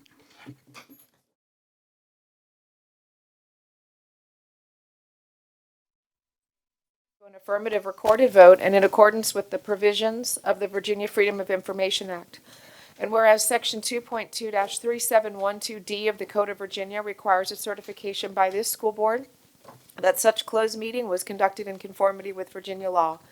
Now therefore be it resolved that the school board of the City of Virginia Beach hereby certifies that to the best of each member's knowledge, only public business matters lawfully exempted from open meeting requirements by Virginia law were discussed in the closed meeting to which this certification applies, and only such public business matters as were identified in the motion by which the closed meeting was convened were heard, discussed, or considered. A motion And a second? Mrs. Holtz, all in favor, show raised hand, please. We have 9 ayes. The motion did pass. Okay. So now, Mrs. Linetti, we need to proceed with these 2 votes. Do we do? You might be able to put one motion to approve the summative evaluation process and the new, waiting for the superintendent's evaluation. Because one doesn't want to do that. All right, then I'll move to make the motion to approve the summative performance evaluation process effective fiscal year 2022 as discussed, and the weights for the standards on the superintendent evaluation, to approve the weights originally recommended last spring for this school year. May I clarify, why don't we just say the whole evaluation, the whole instrument? Okay, so to approve the entire school evaluation instrument, which includes the new weighted weights for the standards. So moved. The second, Mrs. Anderson, all in favor, raised hand. So I'm sorry, who did the motion and who did the second? I did the motion. And we have 9 ayes. The motion did pass. Thank you all. We are adjourned.